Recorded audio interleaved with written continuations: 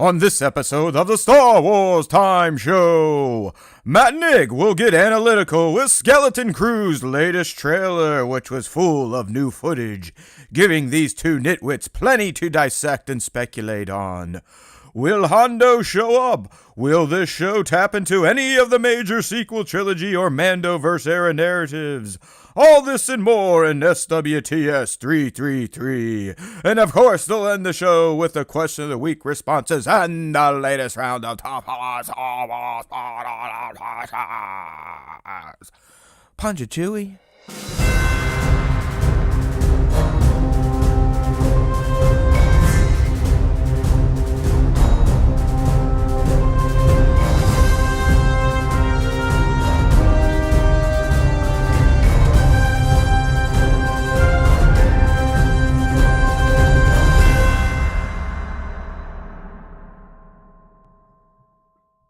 Hey, now, everybody. Oh boy, I've been dreading this day for a while. I will do my best. Young Nick sadly at the last minute had to tap out another meeting. So just like last week, I'm going to have to carry the show for probably the first hour. I'll try my best. Wasn't necessarily prepared for this, considering I got it at the last second. But hey, here we are. Here we are. Hey, I will do my best, people, to try to deliver the SWTS live show experience that you've come to know and somewhat mediocrely love. But if you've been watching this show for a while, you probably understand I'm not in the best headspace after the election here in the States, and it's just been an odd day trying to reckon with where this country is headed and the way this country thinks. And I know we're not as all divided and as far apart on issues as it may seem, but my goodness, I was not expecting the complete shift to the far right. So here we are. Not going to talk about that shit though. I'm sure a lot of you, some of you, you may be happy as fuck. You know what? Good for you. I hope you're right and things don't turn into 1930s Germany, but I tend to believe people when they say certain things. So that's why I'm a little like, uh-oh. Also father of an 8-year-old girl, so that concerns me a little bit. I know myself as a white Christian male. I'm peak American, but I thinking about the rest of you in the future here. So that's all I'll say. We'll move on. I don't know if Nick's going to say anything. Probably not, but that's it for me. Yeah, League, I mean, listen, I'm with you on the Electoral College, but that didn't even matter. Like, I can't explain what happened. I have 3 theories. One involves some shenanigans, which I'm never going to kind of sweep under the rug for the GOP. The other is just America's issue with females in power, especially if they are a person of color. And then finally, and more than likely, or maybe a combo of all 3, but this country, whether we want to believe it or not, has tilted right pretty hard. So, yeah. All right.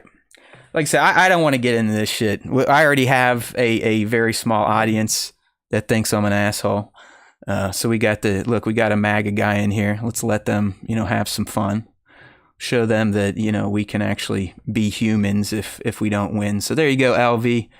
MAGA it up, buddy. Enjoy the new world order, because that's where we're headed.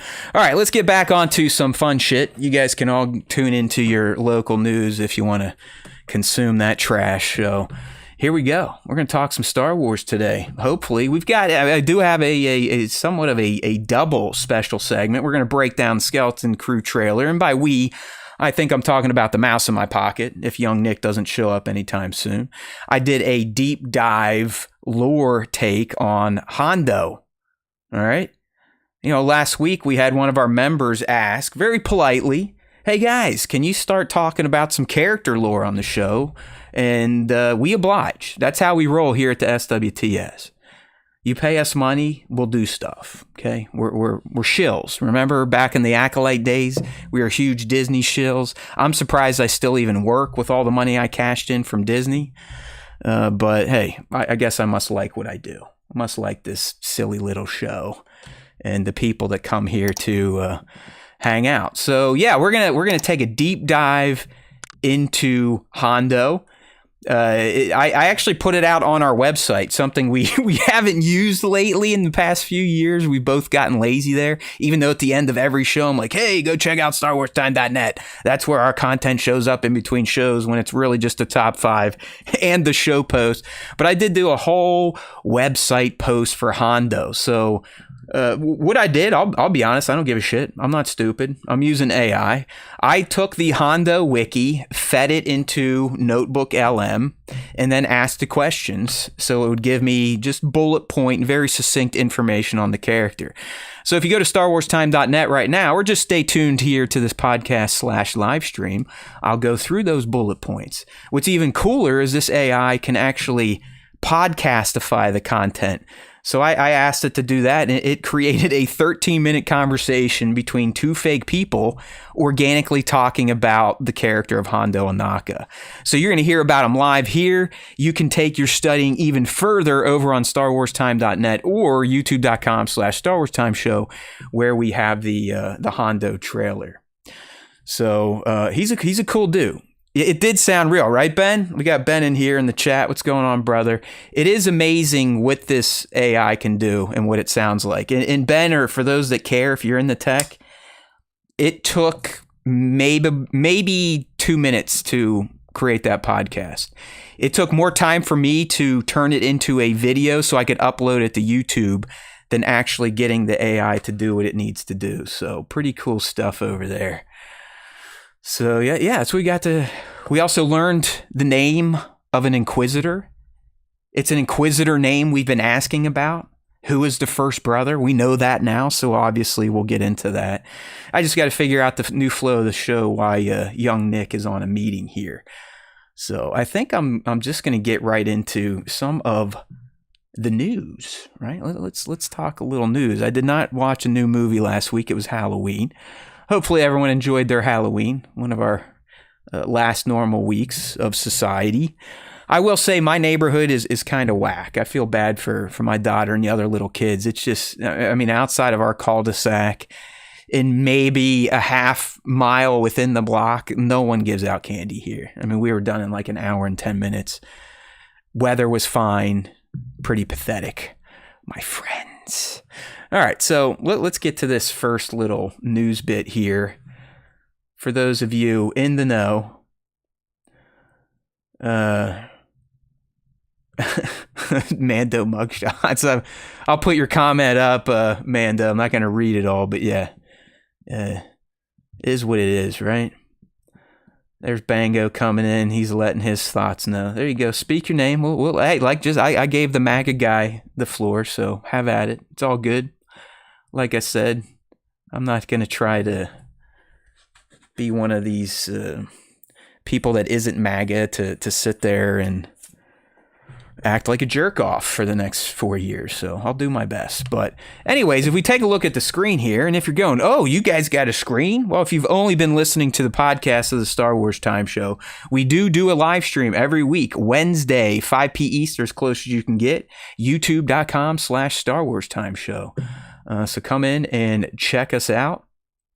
But up on the screen, we've got, I think there's some book coming out. I don't know where it came from.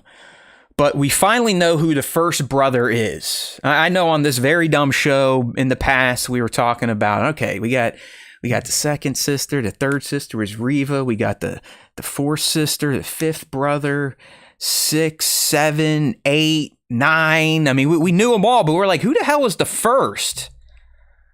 Who was the first sister or brother? Well, now we know. And it was the Inquisitor that got all of 2 minutes of screen time in Ahsoka's Tales of the Jedi journey from 2 years ago. Yeah, very cool looking dude. He reappeared again in Tales of the Empire, if you remember very briefly, when Darth Vader comes in to anoint the new Inquisitors, including Barriss Offee. We can see the first brother there. So here he is, the first brother, one of Darth Vader's Force-attuned Jedi hunters. This Inquisitor is dispatched to follow a tip that a Jedi has appeared in a remote village. He kills almost everyone there and is even ready to attack the Imperial informant. But Ahsoka Tano confronts and defeats him. I mean, it wasn't even a battle, if you remember this. I mean, it literally wasn't even a battle. So that's right, Bat. Inquisitor Bob no more. He is the first brother. And as we know, he meets his demise at the hands of one Ahsoka Tano. In fact, an Ahsoka Tano that seemed to kind of be hiding her latent Force abilities, not really practicing up on her skills, and she still easily dispatched him. So there you go. First brother out and about. He is no longer Inquisitor Bob. We have a name for the dude. All right. Well, what else do I want to get into? I wish I saw a movie last week, but I did not. This week, I'm considering checking out the, what's the new one from A24? Heretic? Is it Heretic? With Hugh Grant? That looks pretty good. And I think we're getting our first Christmas movie of the theater season. I don't know the name. I think it's a kind of a play on a book, but that's coming up. It's something about the Christmas pageant, something, if you know what I mean. So there we go. We got our first brother covered up. What else could we get into?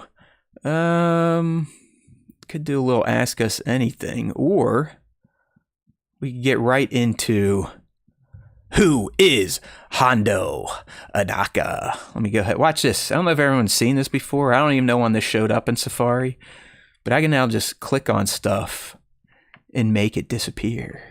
And it even has a particle effect, like Thanos is snapping his fingers. See you later, ads. Gotta love it. All right, yeah, why not? Let's do the Hondo stuff. Does that sound good with you live streamers out there? Hey there, Sir Dork. Good, Sir Dork. I like how I'm talking these days. Good to see you, buddy. Good to see you. It's an interesting day here doing this Star Wars Time Show live. But we're here and we're doing it. Welcome, welcome, welcome. Oh, Jared, you better tune in. Just because you're editing doesn't mean you can't listen, pal. Doesn't mean that you can't listen. Yeah, Mando mugshots. I do think Heretic looks cool. What is the Star Wars connection? I've only seen the trailer once, so I wonder what the connection is. Is it an actor, a writer, director, something like that? If you're still listening, let us know. Thank you, Mando mugshots. Hey there, Bat. Welcome, my friend. Welcome, welcome. Sir Dork, you don't need sound to video edit. Just guess, bro. You're an expert, right? If anything, worse comes to worse, blow off a firework. Okay. All right. So, anyways, this segment is probably going to work better with just me anyway, since I did the write up. I know what I'm going to say, and poor Nick would just be sitting here kind of looking stupid. So I'm going to go ahead and punt to the thank you. Keep those tabs open for views and watch time. We need watch time, people. Always start the show, even if you don't plan on watching it. Start this bitch and let it play until the game over screen comes up. You know what I'm saying? I appreciate you all. But yeah, I think this is a good kind of schedule shift with Nick not here. Let's go ahead and get into who is Hondo Ohnaka, Star Wars' most infamous space pirate. Character lore explained. Ching! I still contend we need sound effects. Here we go. All right, so if you're not familiar with Hondo, let's get into it. That's right, Mando's right. One of the Technicolor gang from the Book of Boba Fett is one of the leads in Heretic. Thank you, Mando Mugshot. You nailed it. All right, so let's get into who is this crusty-looking Weequay we call Hondo Ohnaka? Where did he come from? What was his life like before he became a pirate, and what was his life like after he became a pirate? It's very interesting. I learned a bit more. I thought I knew a lot about Hondo, but I definitely learned something through this deep dive, so hopefully you will too. So let's get right into it, okay? All right, so starting off with Hondo's early life, if you didn't know, he started his life on Sreeler, obviously, a big-time planet that every Star Wars fan knows about, good old Sreeler. But his childhood was kind of rough, like some of us that may need therapy later in life. Hondo is definitely a candidate for this because his parents essentially neglected him, did teach him how to be a con artist and a pickpocket, but they were such nice parents that they sold him into slavery. So Hondo was sold into slavery from his own parents. So one can start to kind of already connect the dots of how this Weequay ends up on the wrong side of the law and becomes a space pirate. And even when he's trying to do the good thing, he still tends to fuck over good people, but ultimately will do a good thing again. So he's got some baggage. Okay, he's got some baggage. Grew up poor, had to steal, cheat, and pickpocket, and then when he was needed no more, his family sold him to slavery. So, but that didn't stop him. He started to kind of develop his ingenuity, charm, and skill at being a scoundrel from an early age. So early on, he disguised himself and escaped his slavery on a ship to Bunta. So this was really where Hondo's life started to change. He's no longer a slave. He escaped. He's doing something for himself. He made his way to Bunta, and he's going to start making those first steps en route to becoming a space pirate. All right, so after he lands on Bunta, he's now free, no longer a slave. He enters the service of Porla the Hutt, first as his cupbearer, but he soon rose to become his trusted advisor. See, they were so close, Hondo got so close with Porla the Hutt, that he learned the intricacies of illicit trade and really honed his skills in deception and manipulation. This is where Hondo's pirate side really started to develop and become his dominant personality. Because after Porla kind of shows Hondo the ropes, he betrays him. So driven by this new ambition he has found, Hondo orchestrated a daring betrayal of Porla, stole his skiff, stole some vehicles, stole some weapons, and he even formed his initial pirate gang with other escapees from Porla the Hutt's service.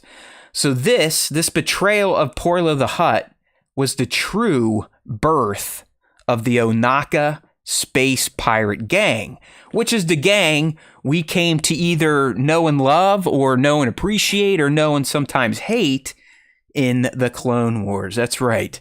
By the Clone Wars era, Hondo Ohnaka has become the pirate king of Florum. So Florum is where he kind of set himself up. You would have seen this planet in the Clone Wars a few times. In fact, this is kind of where Grievous comes and kicks the crap out of him. He needs to team up with Obi-Wan and Adigalia. So if you're getting some of those Clone Wars flashes, that's the planet. So kind of a dark planet, not full-on Tatooine, but think about out in our desert, Arizona, stuff like that. Kind of that orange look, mountainous, craggy-looking regions. So on Florum, this is where he kind of establishes the pirate haven, his gang, the Ohnaka gang. They set up a base on Florum. On this base, he's got a huge hideout. He's got a landing pad, a detention center, a marketplace, even a private hangar for his prized starships. So he is good to go here on Florum. And now that he's got his base established, he's got his pirate gang up and running. This is where he starts getting into the raids and trying to find his riches. And this is where we really would have kind of first met him in the Clone Wars. So, I mean, the Ohnaka gang on all these backwater worlds, they're out there terrorizing small communities and stealing their resources because there was minimal resistance. You know, their success brought them a ton of wealth and solidified Hondo's rep as one hell of a pirate king in the galaxy during the Clone Wars era. One raid in particular that was captured in the Clone Wars, and you might remember, is when Hondo and his team raid a Felucian village for Nacilian spice. But through the combined efforts of the Jedi and a group of bounty hunters that included Embo, I believe, for the first time, they were repelled. All right. Hondo and his gang also got himself mixed up with Count Dooku. If you remember another run in the Clone Wars era, Hondo captured Dooku in the hopes of collecting a huge ransom from the Republic. But those stupid-ass goody two-shoe Jedis intervened, which then led Hondo and his gang to capturing Anakin Skywalker and Obi-Wan Kenobi. But by the end of it, thanks to a series of chaotic events and hijinks, Dooku gets away, and the Jedi don't necessarily want to kill Hondo. They kind of come to an agreement, and that's been one of the more interesting things with Hondo. Hondo kind of ended up really appreciating the Jedi, not for them being the keepers of the peace, but I think for a mix of fucking with them, giving him and his gang something to do, giving them a challenge, and also I think a bit of respect, mostly for Obi-Wan Kenobi. And then we'll learn in the Rebellion era that he really, I truly think he had his most soft spot in his heart was for Ezra Bridger, 100%. So anyways, after his encounter with Dooku in the Clone Wars era, like I said, lots of conflicts with the Jedi. And that's because his thirst for profit obviously put him on their radar, which led to multiple encounters. Usually it was going to be Anakin and Kenobi. Sometimes Ahsoka was in there. And like I said, a lot of times he was both allied with the Jedi and at odds with the Jedi. And depending on which outcome was going to make him more profit, he would kind of lean in that direction. And at one point, he kidnaps Ahsoka and tries to sell her to the CIS. So when his plan to get Dooku and sell him to the Republic didn't work, he's like, all right, well, I'll take a Jedi, a famous Jedi, a known Jedi, an important Jedi, and try to sell her to the CIS. There's also a series where we would have saw Hondo offering bounty hunters such as Aurra Sing and a young Boba Fett protection after being targeted by the Jedi. In fact, if my memory serves me well, which it often doesn't, I believe the bounty hunter episode with the space pirates is the episode that leads to potentially Aurra Sing's death. I remember she flies away and crashes or something like that in Hondo's saucer ship. That's the other thing. If you remember, Hondo literally had a flying saucer during the Clone Wars, which is pretty awesome. So he was mixed up with Separatists, Sith, Jedi, bounty hunters. I mean, this dude was all over the place. All over the place back in the Clone Wars. He also helped the Jedi at times, all right? I mean, there was a mission where he actually ended up delivering rocket launchers to Onderon rebels because Anakin wanted him to do it. So like I said, he appreciated the Jedi. I think he liked the challenge. He liked being pushed by them, but he also, in the end, would help them. So he does have a heart. He's not just some big scumbag pirate out there. He also fought the Maul brothers. The Maul brothers, all right? So Maul and Savage Opress, they attack Florum, literally, the home base of the pirates. And things are looking dire. They start to literally recruit Hondo's gang away from him, and they do leave Hondo, because that's what pirates do. If a bigger badass comes in with more money and better opportunities, they're going to jump ship. That is the pirate way.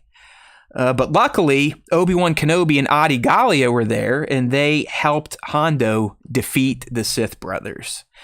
And then finally, which kind of leads to the true end of his gang, was when Count Dooku wanted revenge for his capture, and he sent Grievous to attack Florum, and the Separatists absolutely decimated it. They absolutely decimated this pirate haven, which, like I said, forced Hondo and his remaining loyalists to flee. And guess who helped them during this attack? That's right. The Jedi, in particular, Ahsoka Tano, and some younglings. So the dude loves getting mixed up with Force users. It's not even close. Bat saying here, Beckett pushed Aurra Sing off a cliff, I thought. I don't know. I mean, is that discussed in the Solo movie? I forget. Is it in a book? I don't know. But I do know in the Clone Wars, Aurra Sing crashes in a ship, and you have to wonder if she made it out. Outside of that, the old mushy brain cannot recall anything more. All right, so now we've taken Hondo up through the Clone Wars era. Up through the Clone Wars era. All right, Bat's saying he does say it in Solo, so there you go. I guess that's the new rewrite and just the way Dave Filoni works. He will contradict himself just like George Lucas did on canon, which is another reason some of you that get upset about canon, especially canon introduced, non-canon introduced in a magazine that's 30 years old, don't worry about it. All right, so moving into the Star Wars Rebels era, where Hondo made his next canon appearance. And I'm leaving out Star Wars Lego Freemaker Adventures. I know Hondo shows up there, but that's considered non-canon, even though I think the Freemaker Adventures are quite fucking excellent. But anyways, Hondo now shifts into his freelance outlaw and ally of the Rebellion era. Take that, Tay-Tay. So here, again, once the Empire began to rise, the Ohnaka gang was no more. It was disbanded. So Hondo was forced to operate as a solitary smuggler and outlaw of the galaxy. He did a mission on Jeddah where he worked with Doc Ondar of Batuu fame to steal a Kyber crystal statue, and then they clashed with the Guardian of the Wills. So I don't know, maybe Hondo tussled with Chirrut and Baze, or at least some of their compatriots. He also had an encounter with Kira during this era. He was hired to capture the rogue Crimson Dawn lieutenant with IG-88, but IG-88 actually double crosses him, so he lost out there. And this one, like I said, this is why I think Rebels Hondo may be my favorite, and it's his partnership with Ezra Bridger. So Honda steals Vizago's ship, which is known as the Broken Horn, which leads him to cross paths with Ezra Bridger and ultimately the rest of the Spectres who go on to become members of Phoenix Squadron. We know who they are. And as always, he's initially motivated by profit to help Ezra and the gang. But he does become a recurring ally, and he does aid them ultimately in their fight against the Empire after screwing them over a few times. Because, hey, that is the Hondo Ohnaka way of life. That's just how the dude rolls. You know what I mean? So, damn it. I did it again. Wait till Nick hears this. I know this has nothing to do with all of you, but I forgot to record my stem again. Like an idiot. I'm just going to let him know. All right, sorry about that, people. Back to Hondo, our buddy here. If you're just tuning in, we are taking a deep dive into the lore of Hondo Ohnaka, the most infamous space pirate in the galaxy, which is why I do believe he needs to show up in Skeleton Crew, but more on that later. All right, hey, B-Mad, welcome in here, brother. We always appreciate those tips, bro. Donation time. You are the man. B-Mad saying, hey now, Hondo is my girlfriend's fave side character aside from Hera. Smart girlfriend, dude.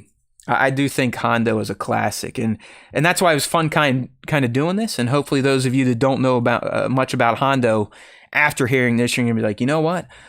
I need to get down with Hondo. Okay, so moving right along. Like I said, he does partner with Ezra and does kind of have a soft spot for him, but he does betray the Spectres at least once.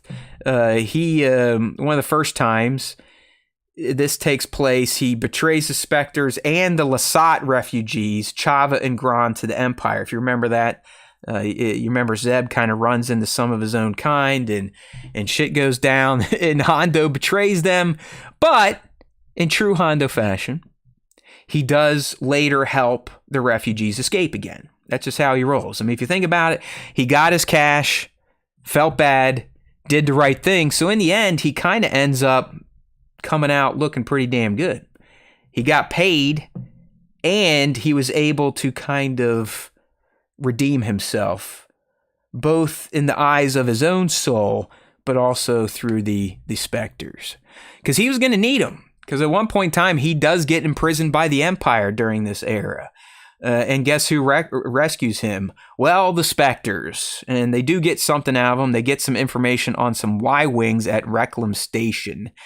And this is where he kind of escapes and befriends some Ugnaughts you might have seen Hondo hanging out with in the Star Wars Rebel series. Some other things he did during this era, he steals the Agora. So this is a rare creature that then ends up getting him pursued by the Spectres and Imperial forces, but he does ultimately give it to the rebels. He has a mission with Az Morrigan, that big kind of red pig-looking thing, to get some treasure and proton bombs from a crashed Imperial cargo ship. They also team up with the Spectres to do this. And really, like I said, because of how he feels for Ezra, and I think deep down, you gotta remember, this guy was sold into slavery by his mom and dad, so he's a little fucked up. He does try to end this era by rebuilding his reputation and being a good guy, albeit more akin to Lando. So he does help the rebellion and participates in the liberation of Lothal. So he was there for that battle that Ezra ultimately won by vanquishing Thrawn and his fleet using Purgils to Peridia. B-Mad thinks Crash Bandicoot would be a good style game for a Hondo game. Yeah, I could see that. Why not? Now you got that damn music in my head from the original Crash Bandicoot. Picking up his apples. That game was something else, man. The first time it came out. You gotta remember, I'm an old guy. So that was like the first time we were getting decent looking polygon type of characters. Quality stuff. All right, so moving into the next era where Ohnaka kind of makes his name, continues to add to his reputation. And this is what we're going to call Ohnaka Transport Solutions and Beyond era. So think post the Galactic Civil War, we are now moving more into the Mandoverse up into the sequel trilogy. So this is the first time Hondo really tries to get into legitimate business. So he literally creates a company called Ohnaka Transport Solutions that is a shipping company that served as a front for his smuggling operation. So he gets involved with Maz Kanata and Lando on a heist on the Halcyon. Remember the failed hotel? Well, it was based on a ship that was canonized in a book, I believe. So he gets on this mission with Maz and Lando, and he tries to get the treasure of Imperial General Cardan.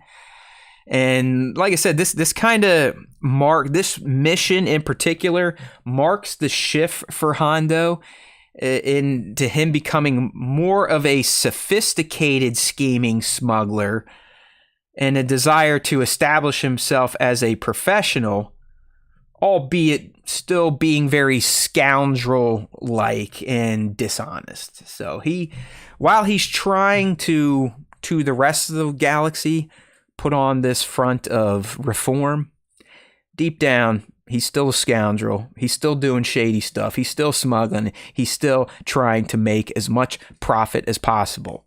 I mean, if Hondo was here sitting next to me and I were interviewing him, if I said, Hondo, what is your favorite word? Without hesitation, profit. Just go watch an episode with him. I guarantee he mentions it at least 3 times.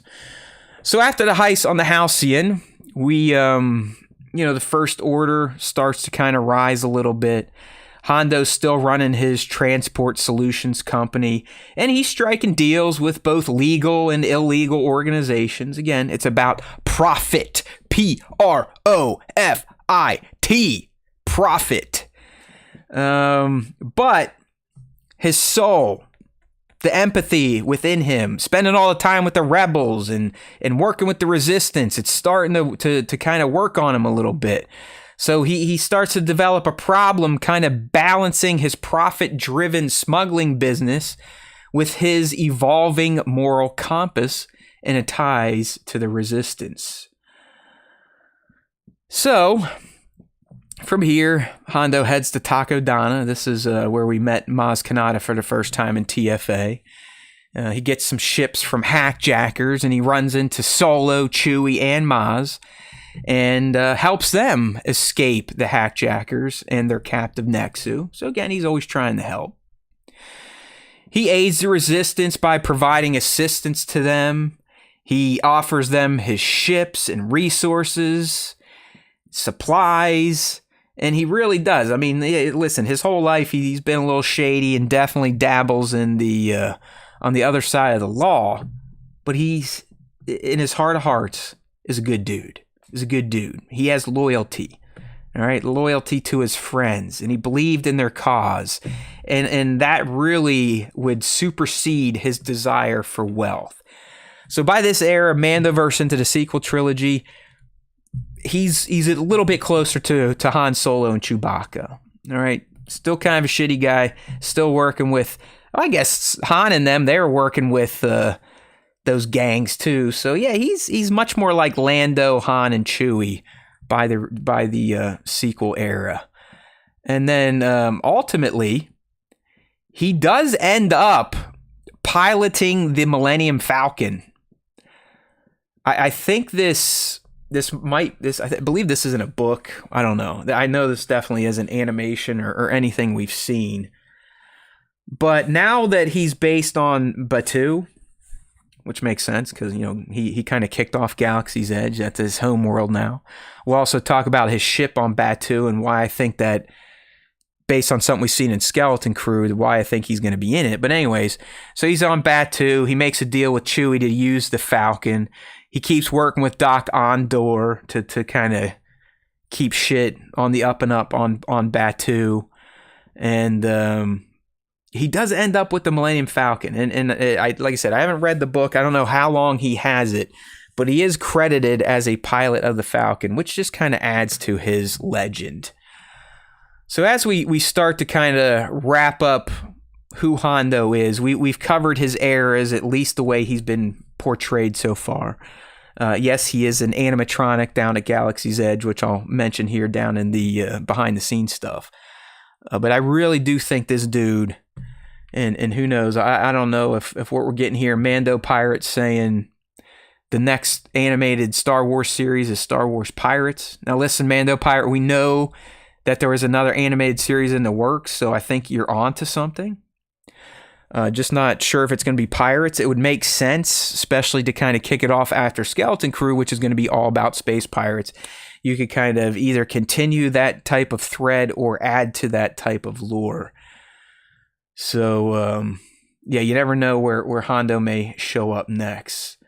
Yeah, Be Mad, his voice actor does not play him in live action. I'll tell you who portrayed him at Galaxy's Edge when they kind of opened it up, but it's not Jim Cummings who is the voice actor.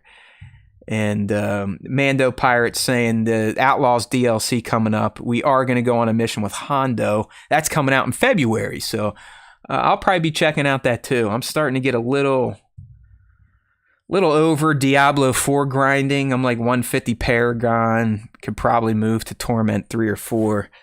I need to get back and finish Final Fantasy VII Rebirth. And I kind of want to check out the latest Dragon Age. I don't know if any of you people have played that yet. Anyone in chat right now? Has anyone played Dragon Age Veilguard or whatever it's called? Let me know. All right, moving on with Hondo. Let's get into his personality and legacy a little bit. So, you know, avarice and ambition. Hondo was driven by greed and a relentless pursuit of profit. I think that was probably made clear. His schemes and alliances were always carefully calculated to maximize his financial gain. So I would not call Hondo a bad person, just a little misguided, and to be expected if your parents sold you into slavery. All right? At least Shmi let a Jedi win her son in gambling. That's better than her selling her son to the Jedi. Obviously he's very skilled at cunning and deception. He possessed a sharp mind and a talent for manipulation. That is for damn sure. He was a master of deception. He was able to outwit both allies and enemies with his cunning plans and silver tongue. He does know how to talk. He is quite the manipulator. But like I said, he did have moments of honor. He was very self-serving, but he displayed this occasional glimpse of honor and loyalty, with, I think, loyalty being probably his most righteous trait. All right, he was very loyal, especially to Ezra, because he was loyal to his friends, in particular Ezra Bridger. I feel like he helped Ezra a lot, even though he also fucked the Spectres over a few times. And sure, Hondo would put Ezra at risk, but he always seemed to come through for Mr. Bridger. All right, so B-Mad's saying he has not played Dragon Age, but BioWare or whoever has announced Mass Effect 5. So yeah, there we go. I wasn't a huge fan of Andromeda, but we'll see. I think Mass Effect 1 through 3 is one of the best gaming trilogies on the planet.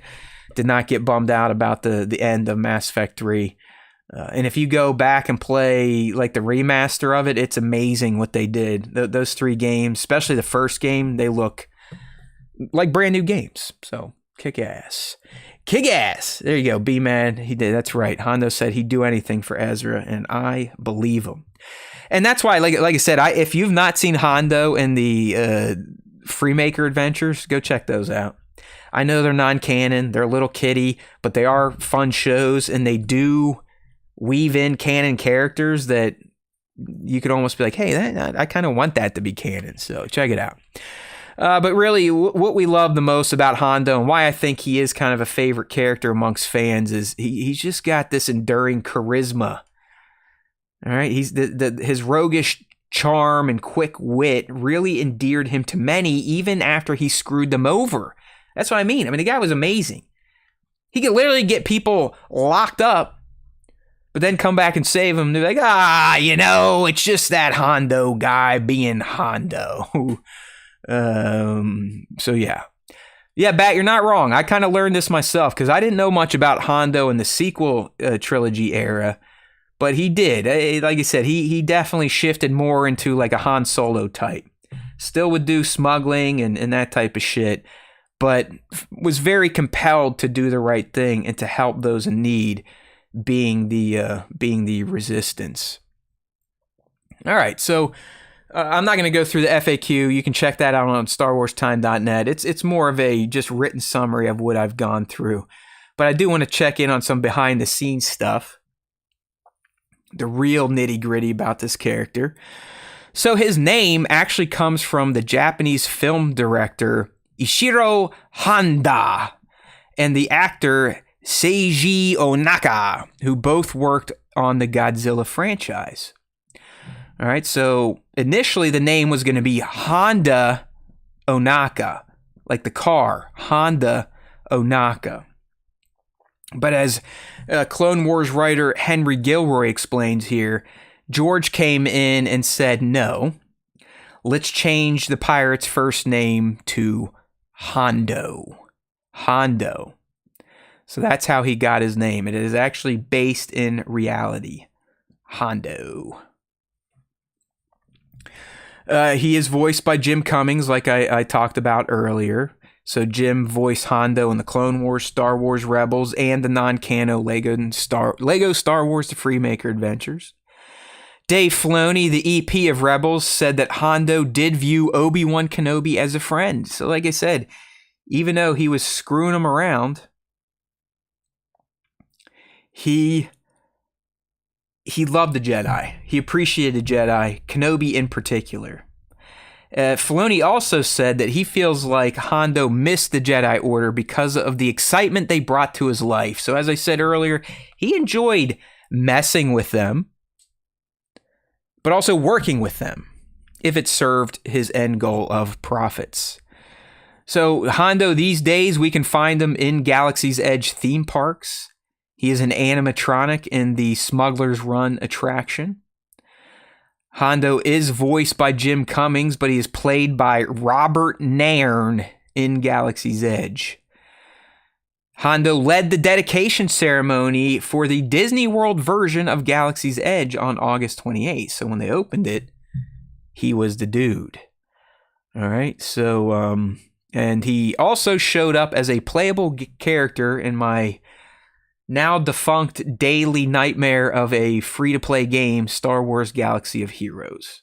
So he showed up there in 2023 and actually was a pretty damn good tune to use. So yeah, that's my boy. There you go. Hopefully Dave Chavez is here or listening. You ask and you shall receive. I do kind of like these character deep dives. They're not too difficult to do. So if this is something you all listening live kind of enjoyed, let me know. Send some comments. Leave some comments on the video. Screw sending a live chat. Leave me some comments. Let me know. Did you like this deep dive? Should we keep doing them every so often? Maybe do, one a show? With AI, they're not that hard to produce. So I'm definitely down to do more. I found Hondo was going to be perfect this week because of the angle I'm taking in the Skeleton Crew trailer breakdown. So that's why I went with him first. If you need to catch this and you don't feel like listening to my happy ass recap it, you can find the full breakdown on StarWarsTime.net. We've got a podcast kind of recapping who Hondo is, and then we've got the all the written words and shit for you all to check out. All right, so getting some instant feedback. Bat saying it felt like story time with Matt. That's good. At least I didn't sound like an asshole. Bat did enjoy it. Ben saying I should use Nick's voice as AI. Yeah, I can't tweak their voices. It would be nice if I could train it on our voices and have them do that, but I'm not going to complain considering Notebook LM is free through Google, so it's definitely making this stuff way more efficient for me and will open me up to doing more. But I definitely know what you're saying there, Ben. It would be cool to have Nick and I kind of do the podcast.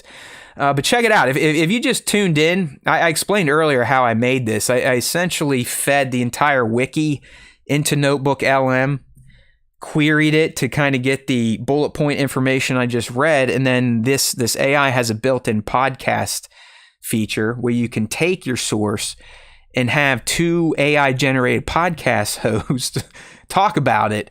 And you'd have to tell me. I mean, the video's on StarWarsTime.net. It's also on our YouTube channel. But it sounds pretty fucking natural. All right? We've already made it to the point where AI no longer sounds like, "Hi, my name is Matt, and I like to talk about Star Wars characters like Hondo Ohnaka." They even were pronouncing Hondo's name appropriately. I think the one thing that they fucked up that sounded odd is they didn't call them Y-wings. They called them like Yee wings, or it was like a yeet wing. But either way, kind of neat, so I'll keep it up. All right, well, I guess what I'll do now, we'll go ahead and switch over into a bit of our fan involvement to Ask Us Anything, right? Why not? We typically kick it off at the beginning of the show when Nick is here, but I kind of like him answering questions, so these few shows where he's coming in late, we're doing a little switcheroo, but at this point in time, I gotta go. I got nothing else to talk about before Skeleton Crew, and I'd really like my man to be here for that. So, excuse me. Yeah, that's the one thing about this type of stuff, people. When I'm doing all this talking, there's going to be a lot of gas produced. Can't help it. If you listen to Howard, it's very similar to him. I'll just start going, and a huge belch comes up, and we're off to the races. Howard was great this week. The psychopath test excellent bit. Excellent bit. I feel like Nick and I should take the psychopath test at some point in time. All right, let's get into some of these questions, see if Nick shows up here in the next 9 minutes or so. All right. Now, Mando Pirate coming in. Who's your celebrity crush? Whew, that's a good one. Yeah, B-Mad, this is pretty much how I lecture. I don't really use notes. What you saw me doing, I would like briefly scan the bullets and then just kind of talk. I've been doing it for almost 15 years, so I've kind of developed, I don't want to say a skill, but I've gotten better at just sitting here and expelling hot air nonstop without a lot of like, right type of stuff. In fact, when I hear myself say right, I kind of want to punch myself in the balls. I can't stand that. I don't know why validating what you just said with right has become such a big thing. Can anyone tell me? But doesn't it feel like within the last 2 or 3 years, people telling you a point and then saying right after it as if you're stupid and can't understand it is kind of a new thing? So it'd be like this, like, hey, B-Mad, we both like Star Wars, right? It's like, why do you do that? Or, hey, B-Mad, 1 + 1 is 2, right? Right. See, I almost fucking Tourette's out on it once I start saying it. I can't stand it. Well, thank you, B-Mad. I appreciate that. I guess I should get into sales. But here's the funny thing.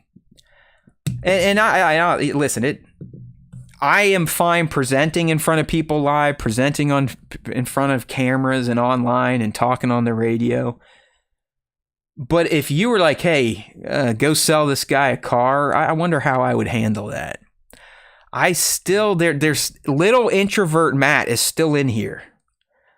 And there's sometimes I don't know if I've told these stories to you all or my students, but young Matt, if he saw this guy, the dude that screams at clouds, the old version, he'd be like, what the fuck? How did you end up there? Because you never wanted to be heard. You never wanted to be called on. You didn't want to talk publicly. It would give you intense diarrhea. But here we are. I actually do credit my kind of coming out of that, I'm just going to sit here and never say anything personality to working in the corporate world as a young man and being on staff with a bunch of 40, 50, 60-year-old men and kind of getting ran over because I wouldn't say anything. And then I learned, like, you know what? If I'm ever going to do anything in life, it's time to fucking pipe up, homie. You're not an idiot. You've got decent ideas. You can't just sit there and be quiet. I'd be a lot better selling tech software. All right, maybe one day. You never know. All right, back to Mando Pirate's question. Thank you, B-Man. I do appreciate the live streamers when I'm by myself, kind of giving me something to talk to. I don't know how well this stuff plays out on the audio-only version because they can't see the questions. That's why I typically try to enunciate them. But anyways, back Mando Pirate's asking me, who's your celebrity crush? It's definitely changed over my life. Early on, would have been girls on Full House. One that really captivated me as, middle school through high school is Jennifer Love Hewitt. I love that girl. Party of Five was one of my favorite shows of all time. I loved her in that. Followed her over into the I Know What You Did Last Summer movies. I know she did a movie with Sigourney Weaver. I mean, I was a super fan. I was going to anything Jennifer Love Hewitt did. I didn't really watch her TV career resurgence, where I think she was like a ghost whisperer or something like that. It might have been called Ghost Whisperer. But I loved her. I found Jennifer Love Hewitt to be the most beautiful woman of the 90s and early aughts. I'd say after Hewitt, kind of moving into my later 20s, 30s, it might have crossed over into some fitness model stuff when I was really into that hard body. So WWE or stuff like Trish Stratus, Stacy Keibler. Ooh, Stacy Keibler and those legs. God damn it, I sound like a dog right now. And now in my older age, and this is a terrible saying, and I never quite understood it as a young man, but I 100% understand it now. But if you ever hear a man say, well, we keep getting older, but they stay the same age, just know what they're talking about. That's the females that they're attracted to. But I will say that I have found that as the older I get, the more I am appreciating older women. Okay. I think Sofia Vergara is fucking banging. Heidi Klum at her age, amazing. Like, that shit turns me on. Mando Pirate with Dua Lipa, yeah, 100%. But I think if I'm going just straight crush in my old age these days, man, I guess that's just how old I am. It's just not something I've really dedicated any power to. Maybe I'm losing some sauce down there in the sack, but gun the head right now, there is not a female I go to in the bank, if you know what I'm talking about, to get to kind of bring some joy to my life. How's that? Yeah, League, I know what you mean. It's like there's too many to name. There's just a lot of beautiful women out there right now. I agree. I think Dua is amazing. There's too many. Actually, I'm just going to stop talking about this. Be Mad saying, anyone else still think Cher is beautiful? Yeah, that's what I mean. Like some of these women are just aging very gracefully and give me hope in life in my old age. Yeah, Daisy Ridley, that's a good one there from Mando Pirate. The British accent can kind of add some sexiness to a female's voice, no doubt about it. So, I mean, really, to answer you, Mando, I think I got to go Jennifer Love Hewitt. That is one I 100% crushed out on. I can't really think of another as I grew up and actually got a wife and that type of stuff. All right. Next question here, coming from B-Mad, who goes by Beast Mobile 96 up on the tube. Is your cat? Oh, it looks like you subscribers, those of you that have elected to send over a monthly allowance to the Star Wars Time Show dudes. It looks like your cats might have upgraded. We might be at the next month where your little special Vader emoji cats have metamorphosized into their next version. So we appreciate you, Beast. All the rest of you in here, I see you. League, Bat, with your little icons. Hey, if anyone's listening, we'd love some more members. We just had to pay the bills and still can't quite cover all the costs to run this show throughout a year. So if there's anyone out there that's been on the fence, like, hey, think about it. $1.99 a month. I do it with Beyond the Dune Sea and Will of the Force. It's really nothing, but not begging. Just saying, if you have it in your heart to throw this old guy a few bucks a month for the efforts he puts in to provide a little bit of entertainment, we'd appreciate you considering becoming a member. $1.99, $4.99, or $99. $9.99. It's up to you. But my man Beast is asking, is your cats, I have two, a Sith or a Jedi? It's a good question. I have COVID cats. They just kind of showed up in my yard during COVID, so I think some scumbags just dumped them out because we actually have a pretty feral cat population around my neighborhood, and they don't fuck with people. These two dopey idiots essentially walked right up to our deck and were like, hey, this looks like something we used to live in. Will you let us in? So that's the story of Stripes and Leia. I honestly, even though Leia, my girl cat, I love her. She's a little chunky. She seems like she's not operating on all cylinders upstairs, if you know what I mean. So she seems kind of simple and basic, which you would think means nice. But I honestly think Leia would probably tilt more Sith than Stripes.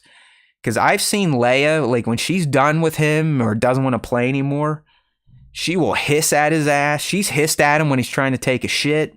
She's whacked him when he's in the box.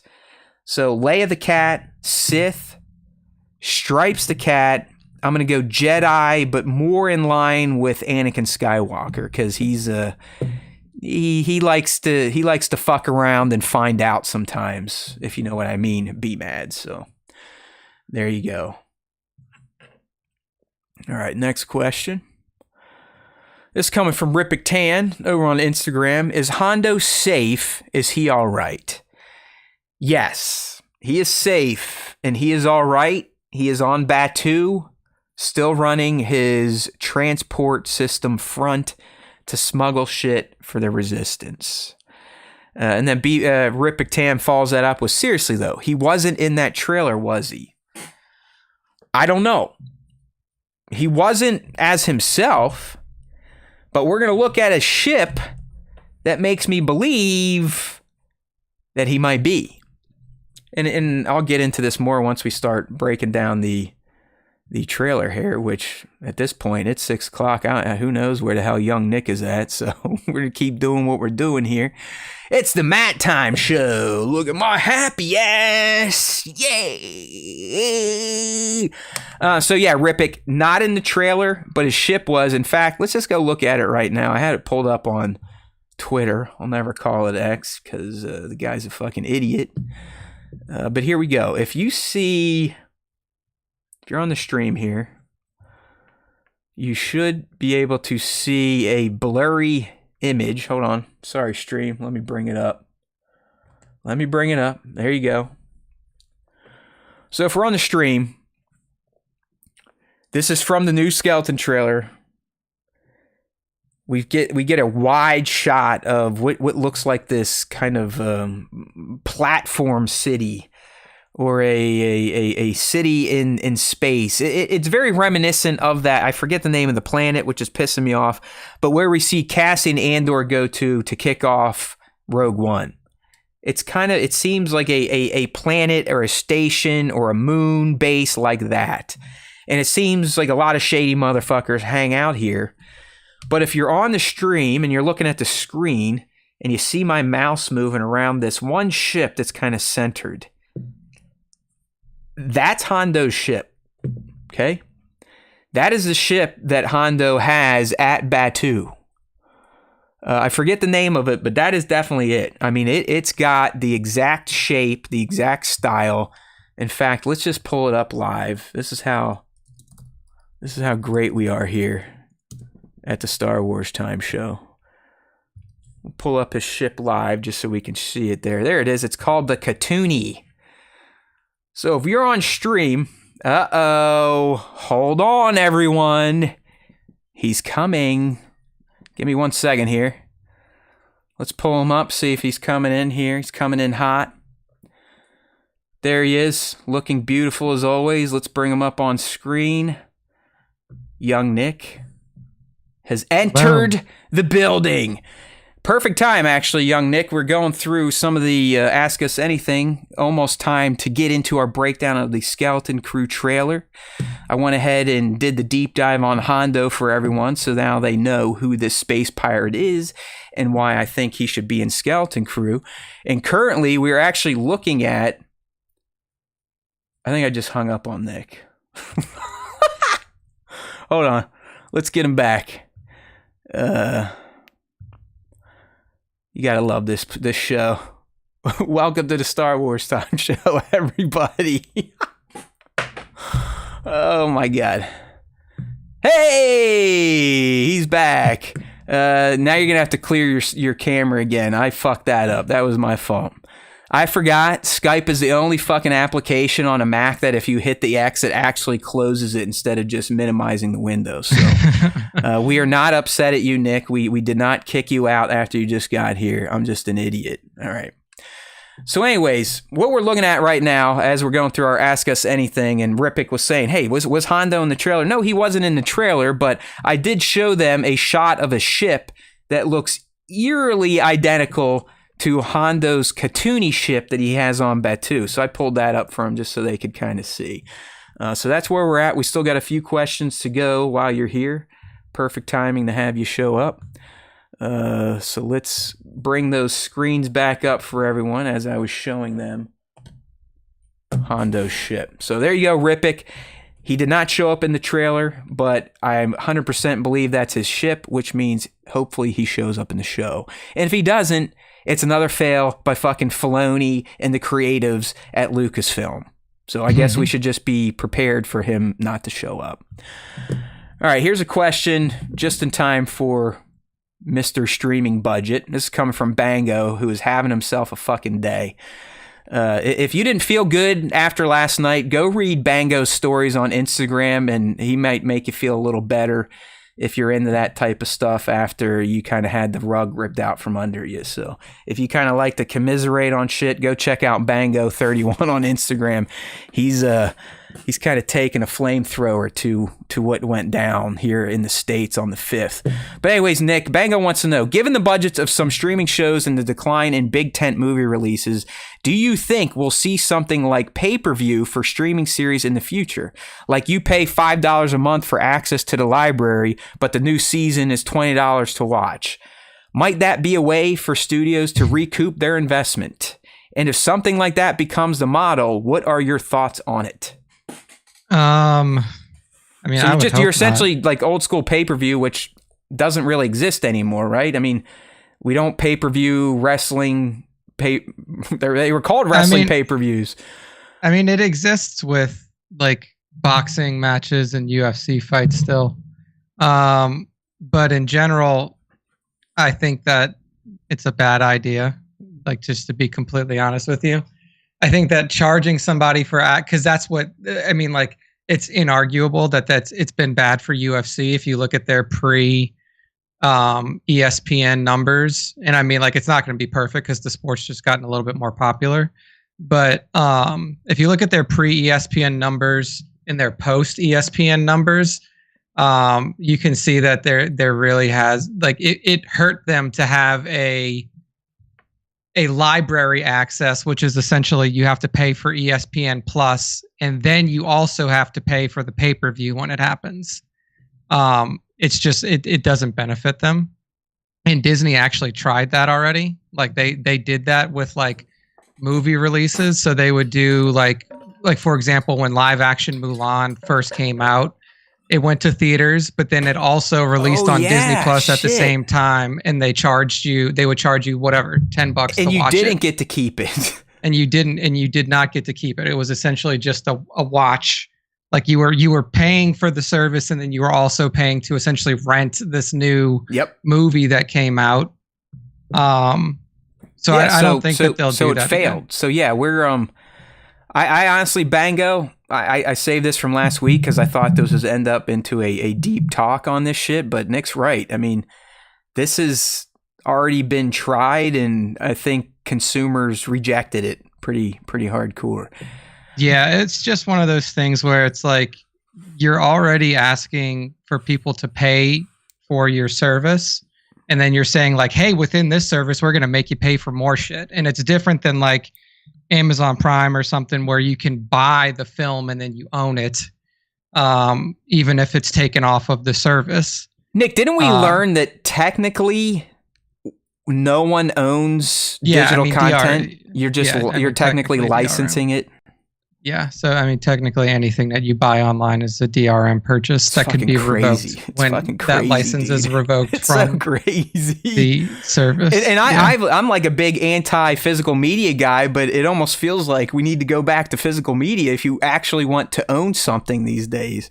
Yeah, I mean, if you still have your physical media players, that's definitely the only way that you can own something. That is for sure. Because you're right. I mean, at any point in time, Disney can be like, hey, you know what?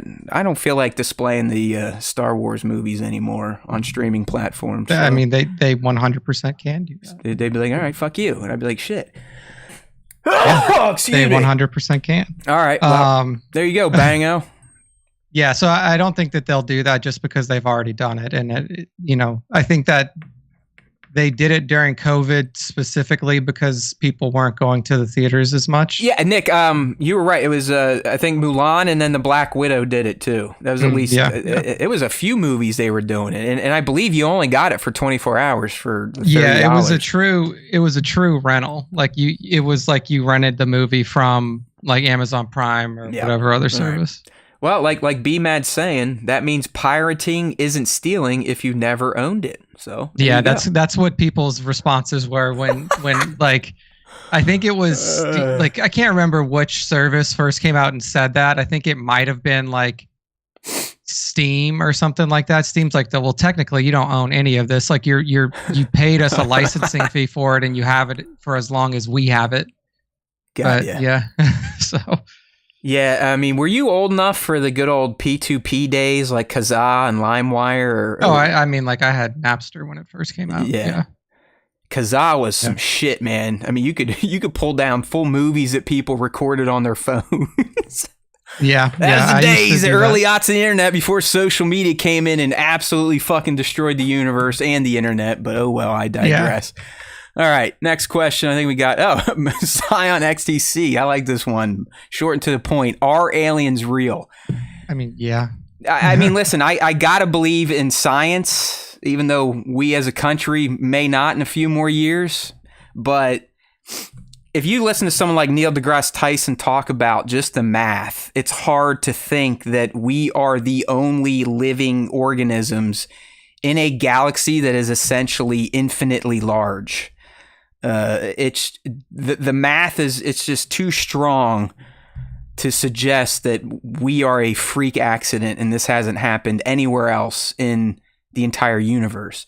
I mean, our brains aren't even capable of thinking how big the universe is. So I do think there has to be other things out there. Does that mean they're ever going to come here? Probably not, because they're probably just like us going, what the fuck is going on? Is there anything out there? Is life real? Am I in the Matrix? So I mean, based off of the information that the government's put out showing unidentified, like they call them UAPs, unidentified aerial phenomenons. So whatever, like believe whatever you want, but like the videos that came out from the US military showing unidentified flying objects that are caught by fighter pilots and flying faster than like the speed of, like that the speed of those crafts could go, like our crafts could go, and then like disappearing.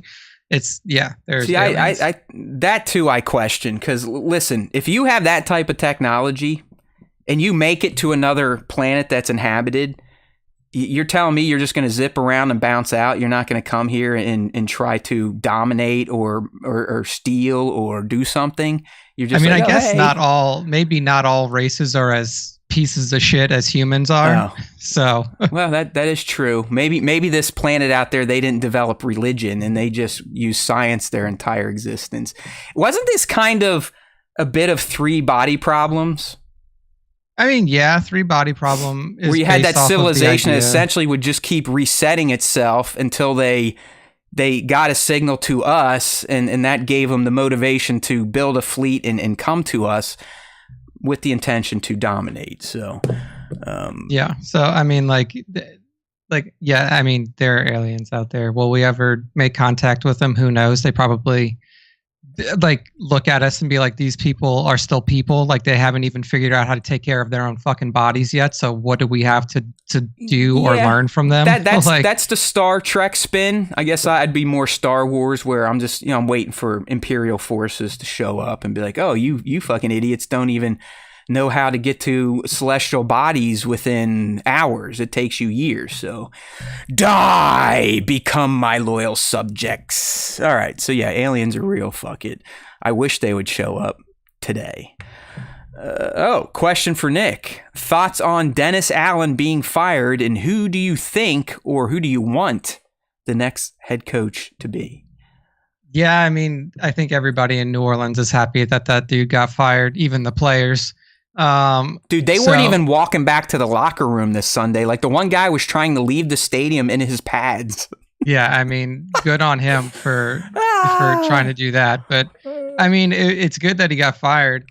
As to who we're going to get as our next head coach, it's so hard to tell because nobody wants to come to this team anymore. Like, is the ownership shitty? Do you just have a bad cap? Like, why? I mean, our salary cap's fucked. Okay. Like, our salary cap is one of the worst in the league. Who did they tie it up in? Derek and Kamara? I mean, Carr is like $150 million contract. Yeah. I think that like there was still like contracts for players that we had let go that's on there and all that kind of shit. So I like my boy Michael Thomas like live tweeting shit talk. He's like, Derek Carr is a piece of shit. He's trying to kill Grizzle. I mean, Look, I guess you're right, man. Who the fuck wants to go there when former players are shit talking real players during games? And he was actually going around like, I think the New Orleans Stadium going like, hey, Derek Carr's a piece of shit. Yeah, I mean, look, I don't know. Like the team is not in a good spot, so they're probably not going to be good for the next 3 years. You got some capital for Lattimore, though. I mean, we got like we got a third, a fourth, and a sixth, which I mean, basically is like, yeah, it's okay. But yeah, I don't know. I would like to see us hire the offensive coordinator from the Lions, but I don't think I knew you were going there. But also, like, we just hired Clint Kubiak from fucking San Francisco, so like, we just hired this dude to be our offensive coordinator, so maybe we hire a defensive-minded head coach. I have no fucking clue, but yeah, I don't know. The Saints are just going to be bad for a while. Yeah. We don't have any cap space. We have shitty draft picks, unless we just start to dump our entire team and get draft picks out of it. So, well, trade deadline's up, so you're stuck with what you got now. I was surprised the Steelers made some moves yesterday too. So we'll see. Listen, I was down on the Russ decision, but so far he's made me look stupid, and I'm okay with that. I still think Mike Tomlin is the most overrated coach in NFL history, but fuck him. All right, I think that takes us through Ask Us Anything, so we can jump right into our breakdown, deep dive analysis of the new Skeleton Crew trailer, which, quite frankly, Nick, I didn't think we were going to get another full trailer.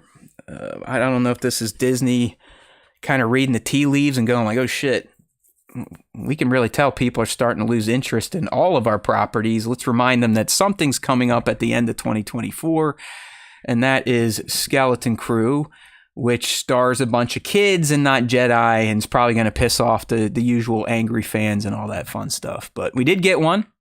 I thought it was a pretty good trailer. I definitely...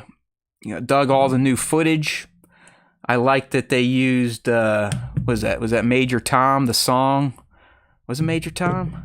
Maybe. I can't remember, honestly. But I think we can start to formulate more of what may be going on here. There was a mention of I do want to clarify, or at least get Nick's thoughts on this, but when they talk about you've got Old Republic credits, they're actually talking about probably Grand Republic credits, like the credits. All right, from let's wait till we see this trilogy. Maybe let's wait till we see the image, because it actually has the Imperial sigil on it. So, but why are they calling that the Republic? I don't know. Maybe it was right before it fell to the Empire. But either way, I think the Goonies in space feel is stronger than ever after this new trailer. Even with the music, I mean, it's just straight up now fucking pirates and treasure. It is exactly what they've been telling us what this show is going to be about.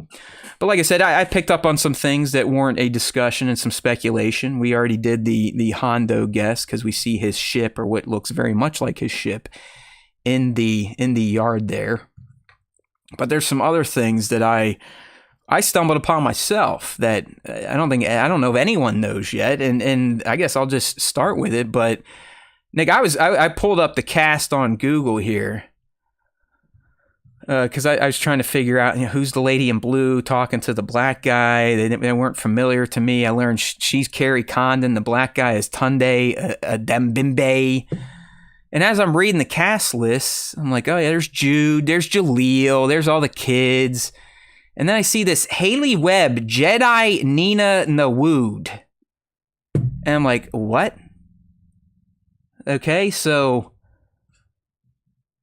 are we going to get potential flashbacks for Jude Law's Jadna Nawood? Are these two a married Jedi couple? Are they married in the present? Was this something from the past? Are they disillusioned? But this girl, Haley Webb, some of you might, if you can see her on the live stream, she might look familiar. She's been in a few movies. But she is playing a character who has not showed up in the trailer, at least to my knowledge, called Jedi Nina, Ninaa Nawood. And we got Jude Law playing Jadna Nawood. So they're either brother-sister or they're a thing. So Nick, what say you? What do you think here? I would probably say that they're related, considering that, I mean, look, it's a different time period in the galaxy and stuff like that, but I still feel like they're like Jedi marriage wasn't just okayed yet, you know? Right. So I would imagine that it might be like a brother-sister Force duo, which makes sense. I mean, usually, like your Force bloodline runs through a family, which is why you see like Leia and Luke are both Force sensitive coming from Anakin and all that stuff. So tending to lean in that direction. Yeah. You know what? I tend to agree with you. I think it's more of a sibling. I guess I wonder, have they become disenfranchised? Because, I mean, really, in this trailer, once we start going through some of the screenshots, Jadna, I don't think he's on the up and up at this point in his Jedi life, his Force user life. I mean, we find him on this planet. He looks kind of shady. You can see that there's wheels turning at all times as he's offering to help the kids. So I wonder if he maybe broke bad a little bit, or after the fall, maybe he kind of went one way and his sister went the other. Maybe we'll see that in a flashback, or maybe it will be a present timeline reunion where she's like, "You dumb fuck little kids aligned yourself with this asshole. Good luck."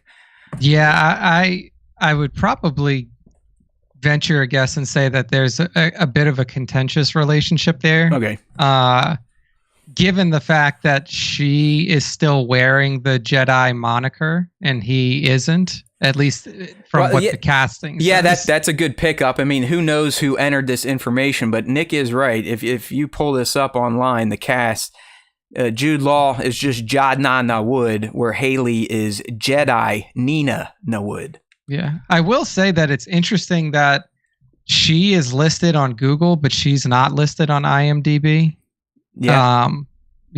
Like anywhere, it's not on her IMDb, and she's not on the show's IMDb. And look, like that's all, like this is all like crowdsourced anyway, I believe, or you'll have like your agents or something like that go in and add you to the appropriate shows. Just in case anyone knows, all talent manages their own IMDb, either themselves or, like Nick said, through their management. This is not a professionally curated site. They go in, put their credits and all that shit.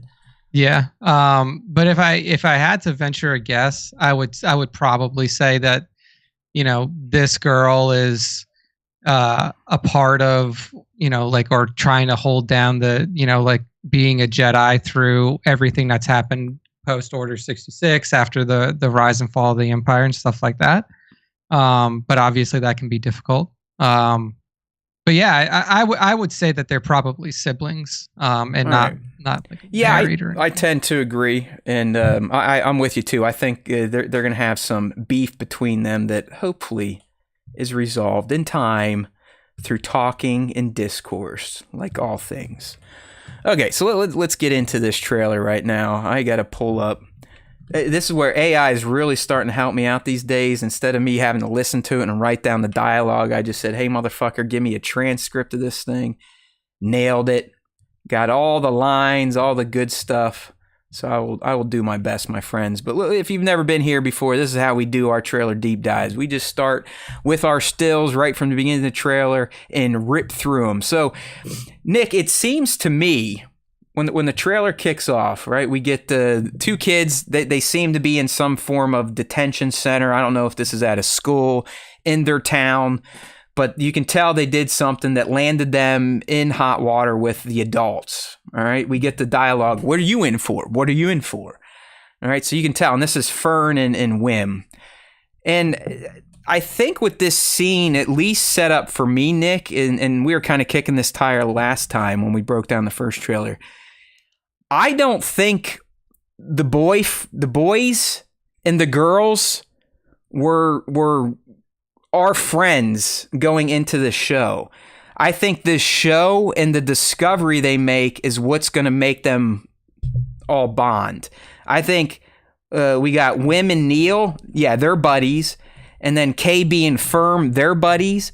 But I think through this interaction where they're both in trouble at the same time, and then he ultimately says, "Hey, I found something buried in the woods." I think that's when the girls and the boys ultimately become this group of friends. Does that make sense? Yeah, it seems like that's kind of the way that things are moving, is that they'll like come together, or like they meet each other because they got in trouble. Yeah. It seems like, right? Yeah. Like they got in some sort of trouble, and then whatever they had to do, whether it was like community service, like, oh, you have to go clean up the whatever, like clean up the park or something like that. They stumble across this ship, and that's what kind of rockets them off into their adventure. Yeah, I mean, here's the other thing. I think Wim finding the ship is what leads him in trouble, because if we look at his face in this next still, it's dirty. And we see in the trailer coming up in a few slides, he tumbles down a hill, he gets all dirty, and that's how he finds the door. So I actually think he gets himself in trouble by maybe skipping school and going out to the woods. She gets in trouble through what looks like being a hot rod racer throughout town on her way to school.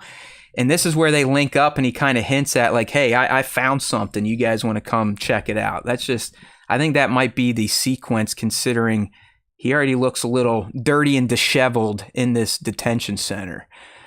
So, like they're, as Nick said, they're kind of sitting there trading their stories for like what new inmates would say to each other. Hey, what'd you do? Oh, I fucking killed 50 people. Hey, what'd you do? Well, I tax evasion, something like that. So, he says, hey, I found something in the woods. And then we hear him say, Dad? All right, here he is looking all dirty. So like I said, I do think he finds the ship before he gets sent to detention. It's definitely buried deep underneath the environment. And then Dad walks in. Dad's none too pleased, right? This is unacceptable. Do you understand?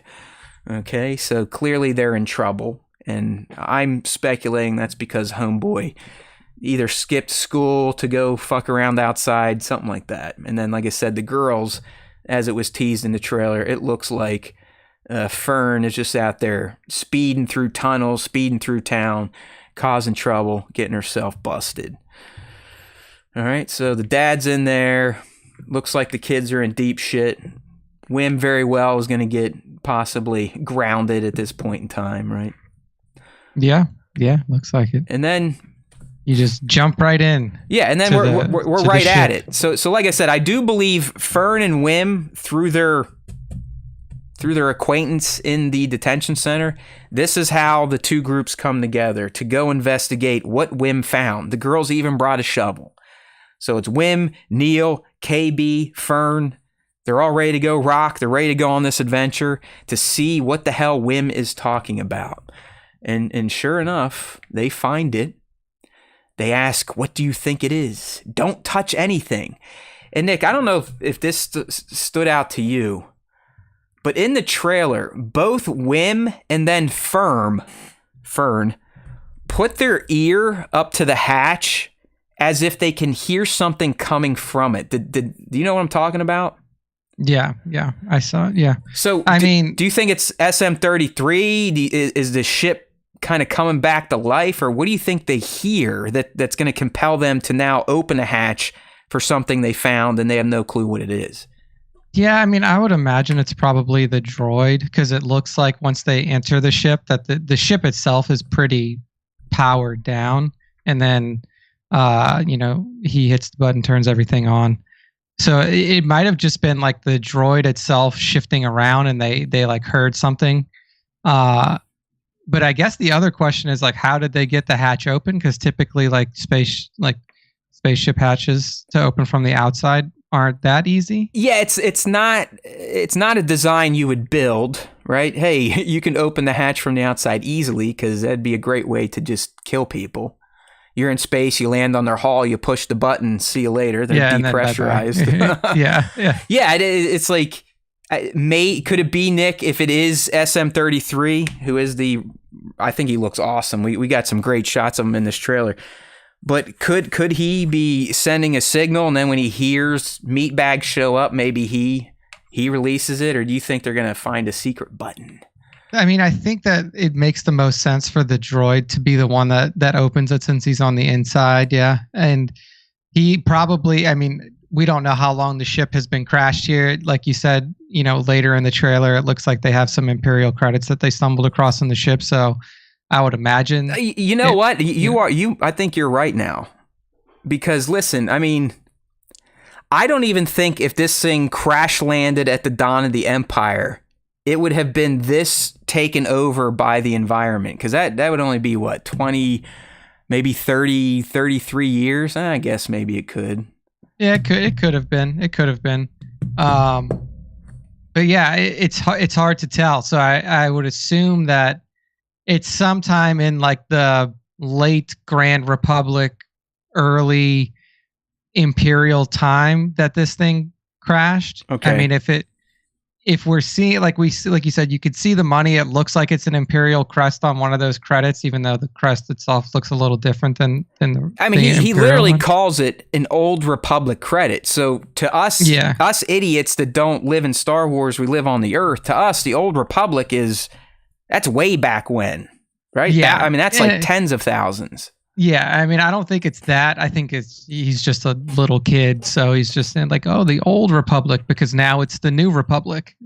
Like now. The chef is the one that says, "Where'd you two find an Old Republic credit?" We're not there yet, so we'll get there. And really get I still don't think it means Old Republic. Right.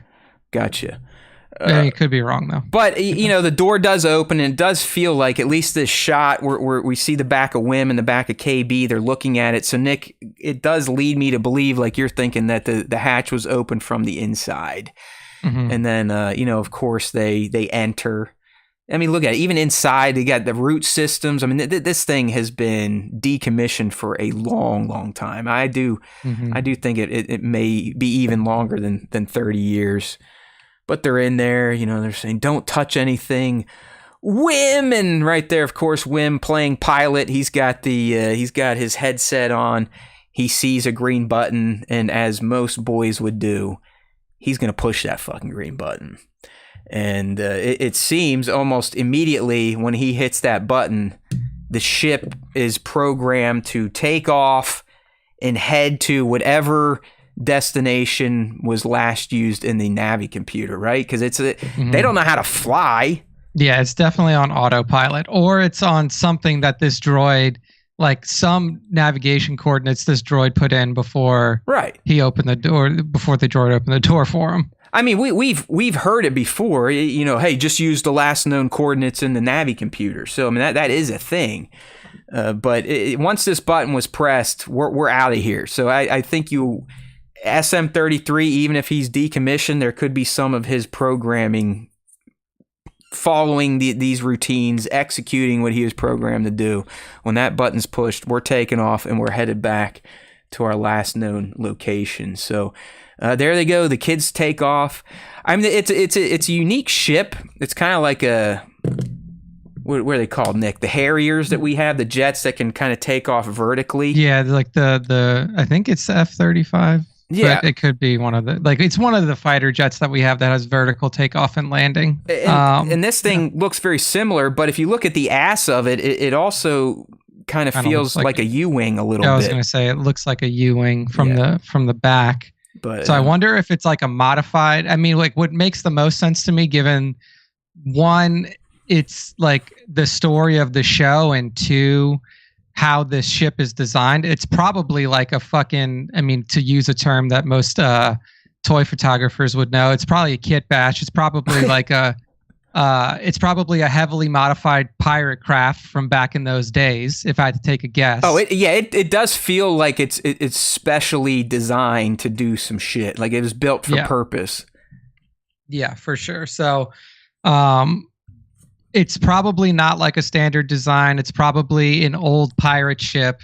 And one of the ways that they probably get themselves mixed up with pirates is, they're going through hyperspace, or they're heading to a location that they're unfamiliar with, which may be associated with piracy in the past. And somebody catches the VIN number on the vehicle, catches the chain code or whatever. And they're like, man, this used to be this old pirate ship. What the fuck is it doing out here? Or something like that. But yeah, it's pretty yeah, it's so pretty interesting. The kids are off. This starts the journey, and I'm predicting we're going to get this probably within the first episode. We now know it's confirmed. We are getting a 2-episode premiere on 12/3, which is nice, which means we're going to get halfway through the season before we hit the Christmas break. And I've made my decision. We're not doing fucking shows, okay?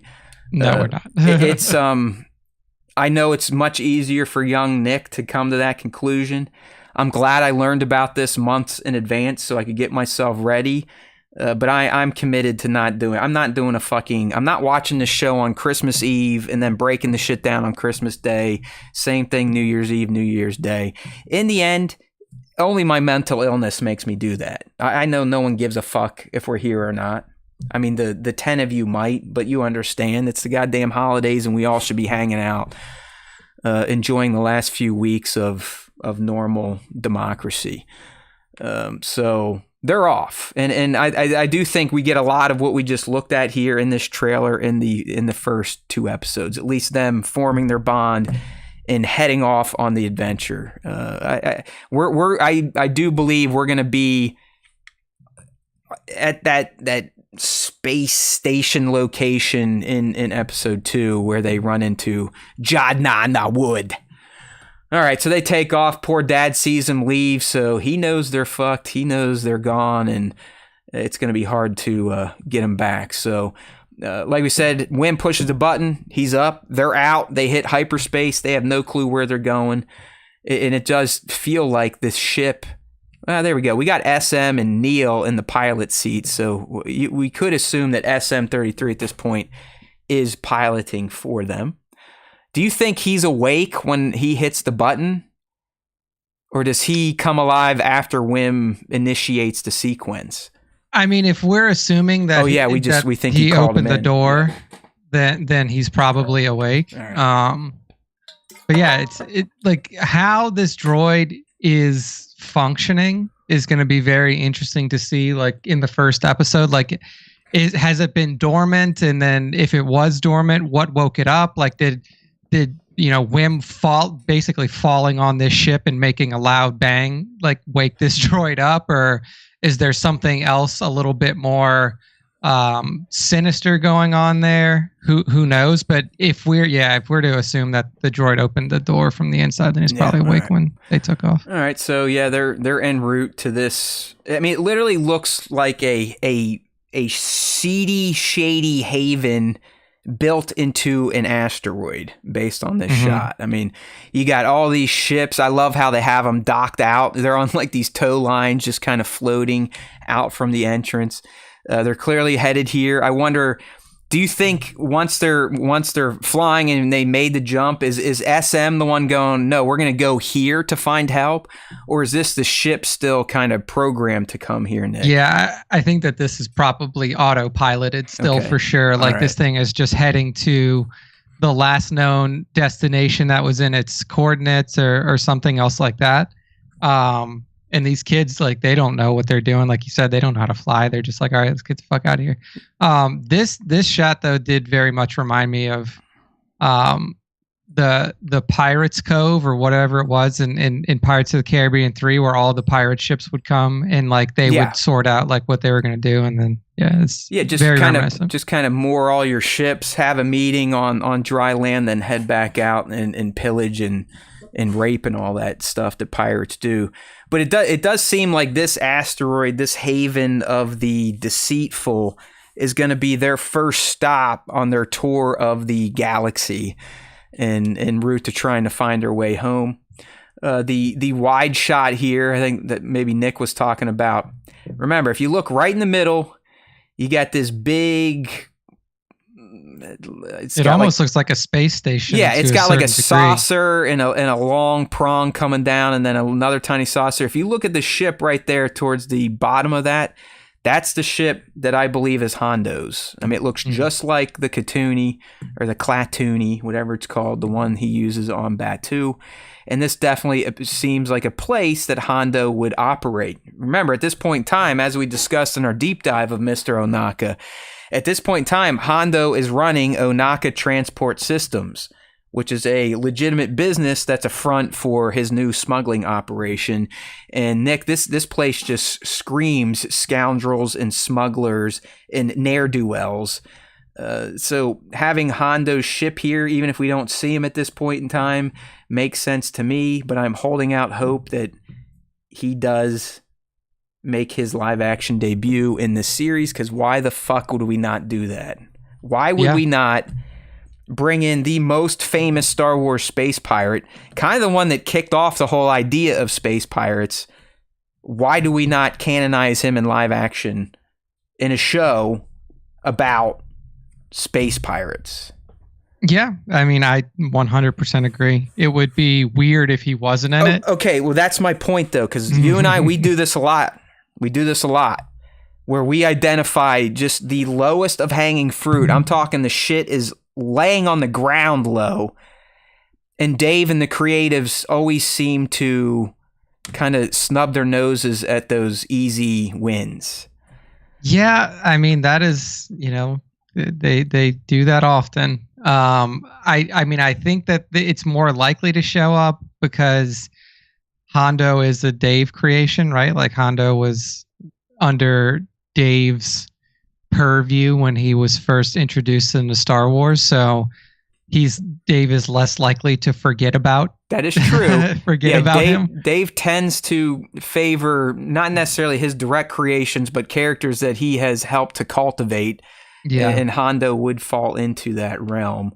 Yeah, like Bat says, I mean, that Old Republic credit coming out clearly gets this place interested in more than just the chef. I mean, it's like as soon as word gets out that these fucking kids have these credits, they're essentially fresh meat for all these scuzzbags. So, we're still here, and what do we do? We're lost, really lost. Stay together. We just need some directions home. All right. So they get themselves into this little asteroid thing.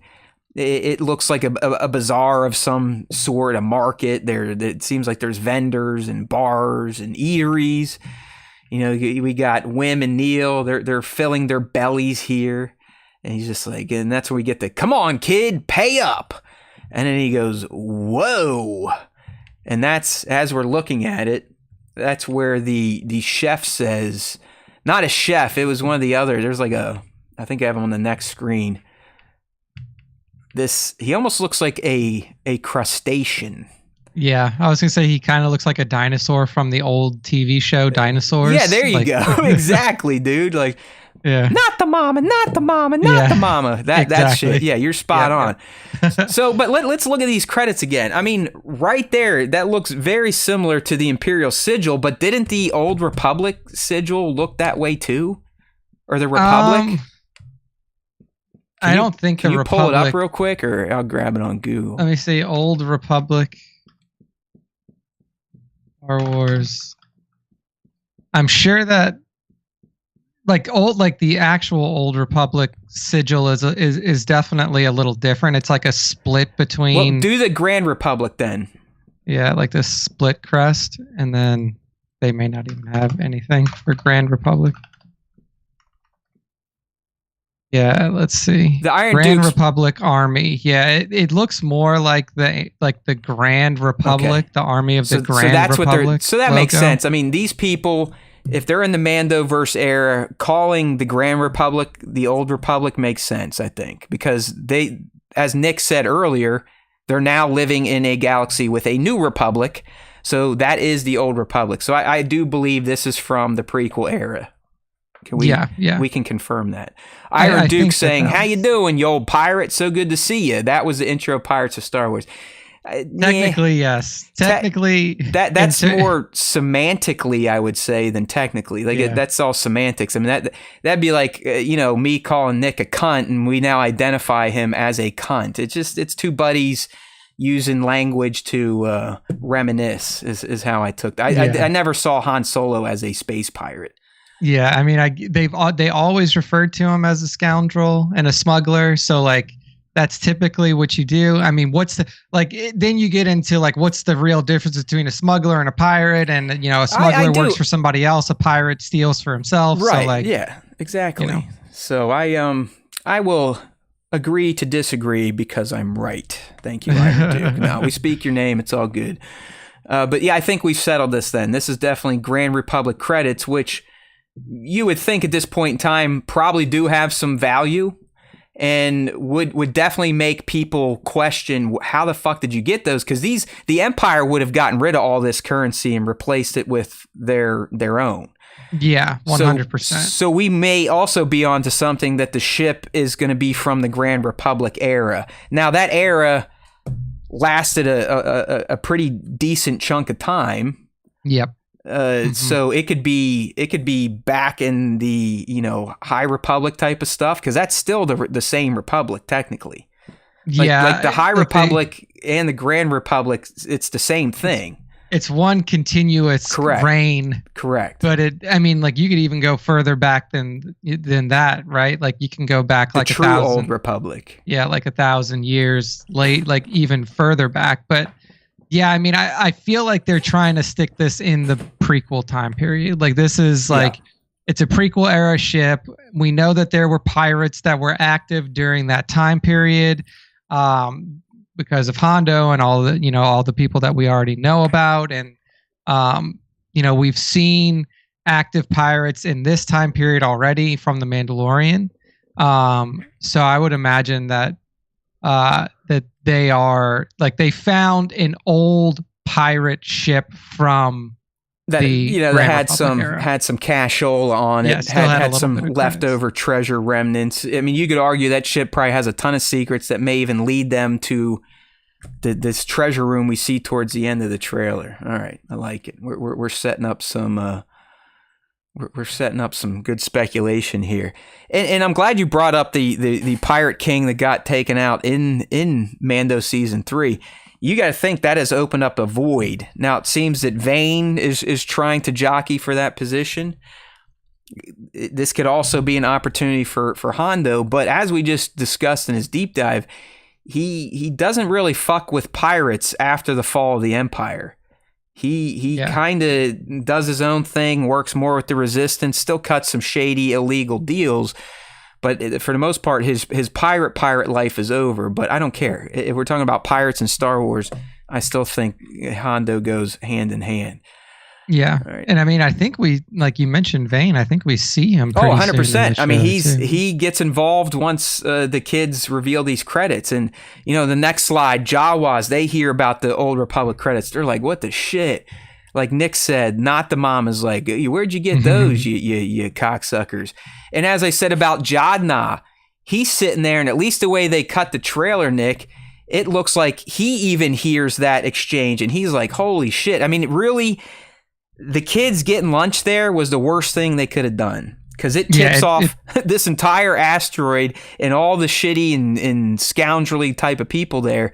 It makes them go, ding, ding, ding, ding, opportunity is knocking, right? Yeah, it definitely brings attention to them from every direction. So, I don't, some good, some bad, I guess. And honestly, I know we're setting him up as he's a Force user. It means he's probably good, but I think Jadna, when he hears this, he thinks he's got multiple opportunities.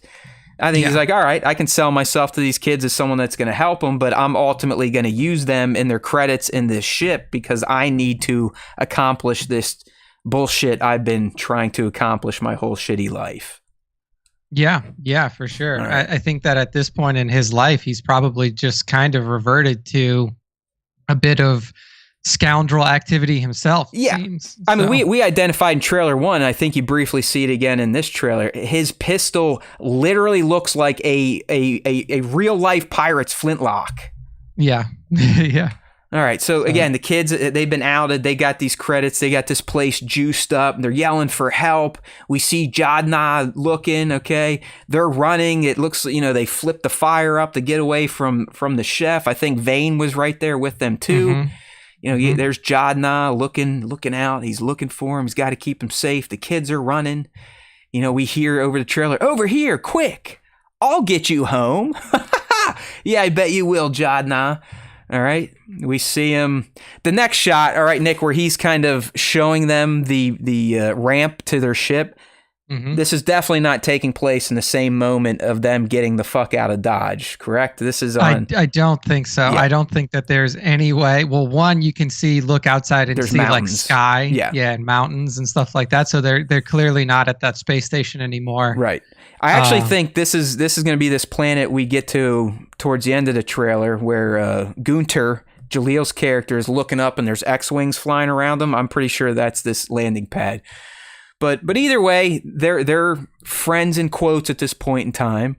You know, we'll make a partnership, but we have to move fast, and that's where you get the Fwana Duba Dopa Bo. You gotta like that. They literally like hut teased up Major Tom for the trailer. All right, so they're back on the ship. We got some hijinks going. Jadna's like, I need you to take the controls to Neil. And Neil's like, sure. And everyone's like, Neil?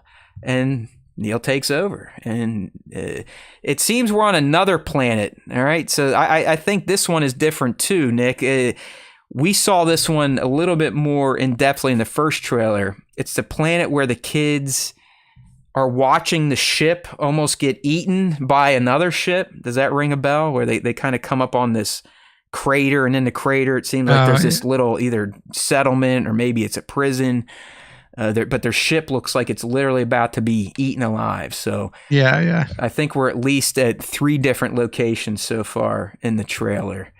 Neil, he pulls it off, looking good. He's piloting like a boss.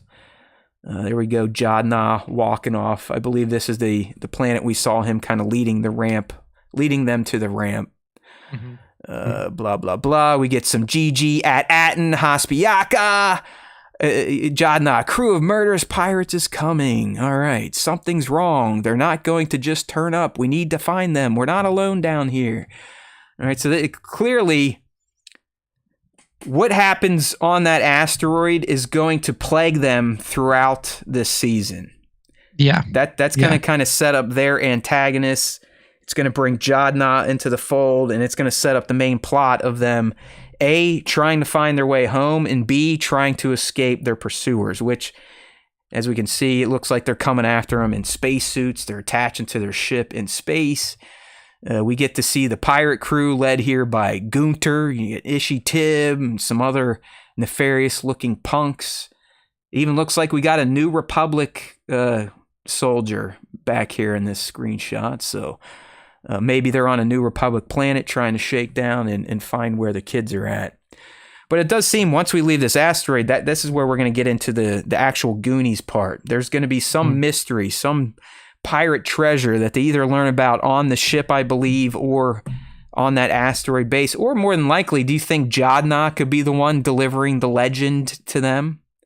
I mean, I feel like if he already knew about the legend, then he would probably just pursue it himself, unless it is specifically tied to that ship. I think that whatever treasure it is that they're hunting is probably going to be divined from the ship itself, either like coordinates that were used in a jump or something like that. Because if it's just like a known thing that like, oh yeah, there's this like pirate treasure out there, people probably would have hunted it down unless it was very dependent on like the Nava computer of a specific ship or something like that. Okay, so we got Mando Pirate saying he doesn't think Jod's really Jedi. He's more like Kumail Nanjiani's character from Obi-Wan.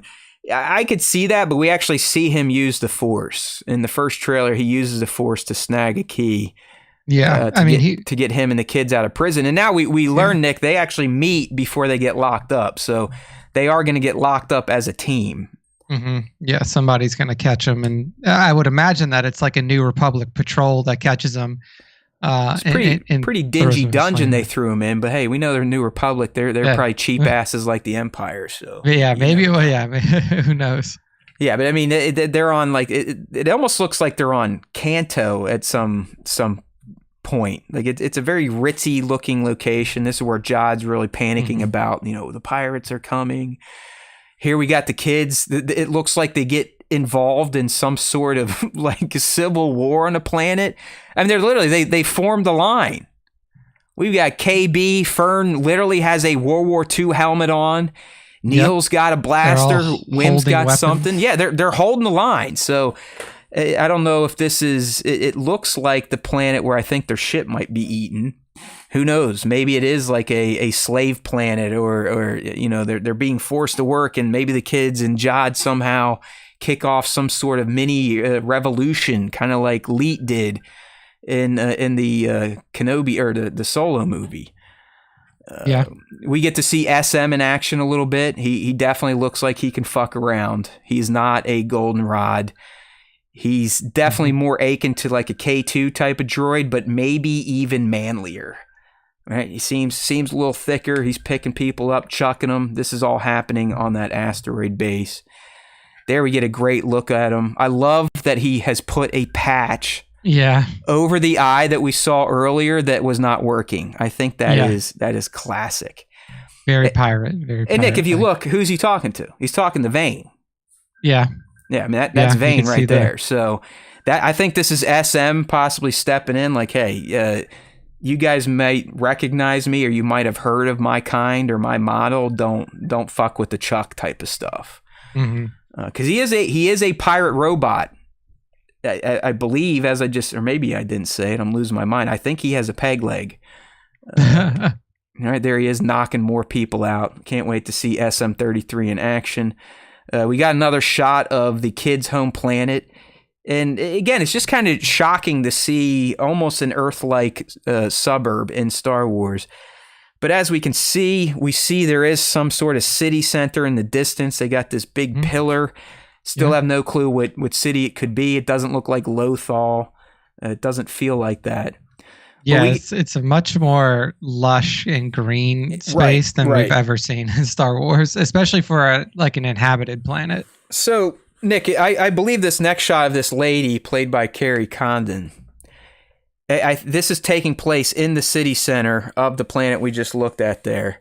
And based on her garb, do you feel like she's a New Republic senator? I mean, it's so hard to tell. I mean, she's wearing like a blue cloak and then a little... I mean, it looks very Mon Mothma. Very Mon Mothma. It could be, but I don't think that she's a Republic senator. She's probably one of the kids' parents talking to the other kid's parent, being what did your son get me into? Yeah, I mean, it is... let me get the...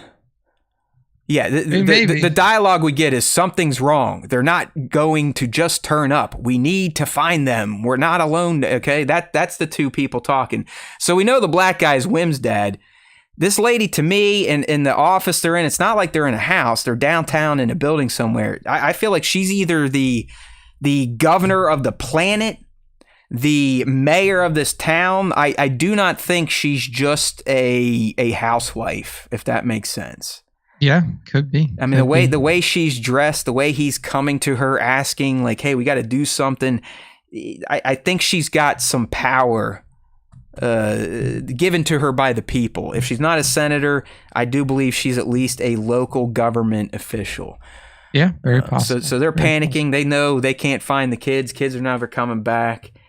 We just get more quick cuts of these one-eyed droids that look like maybe sent out even from this planet, because we get to see one in the same room, the same building that we just saw Wim's dad talking to the lady.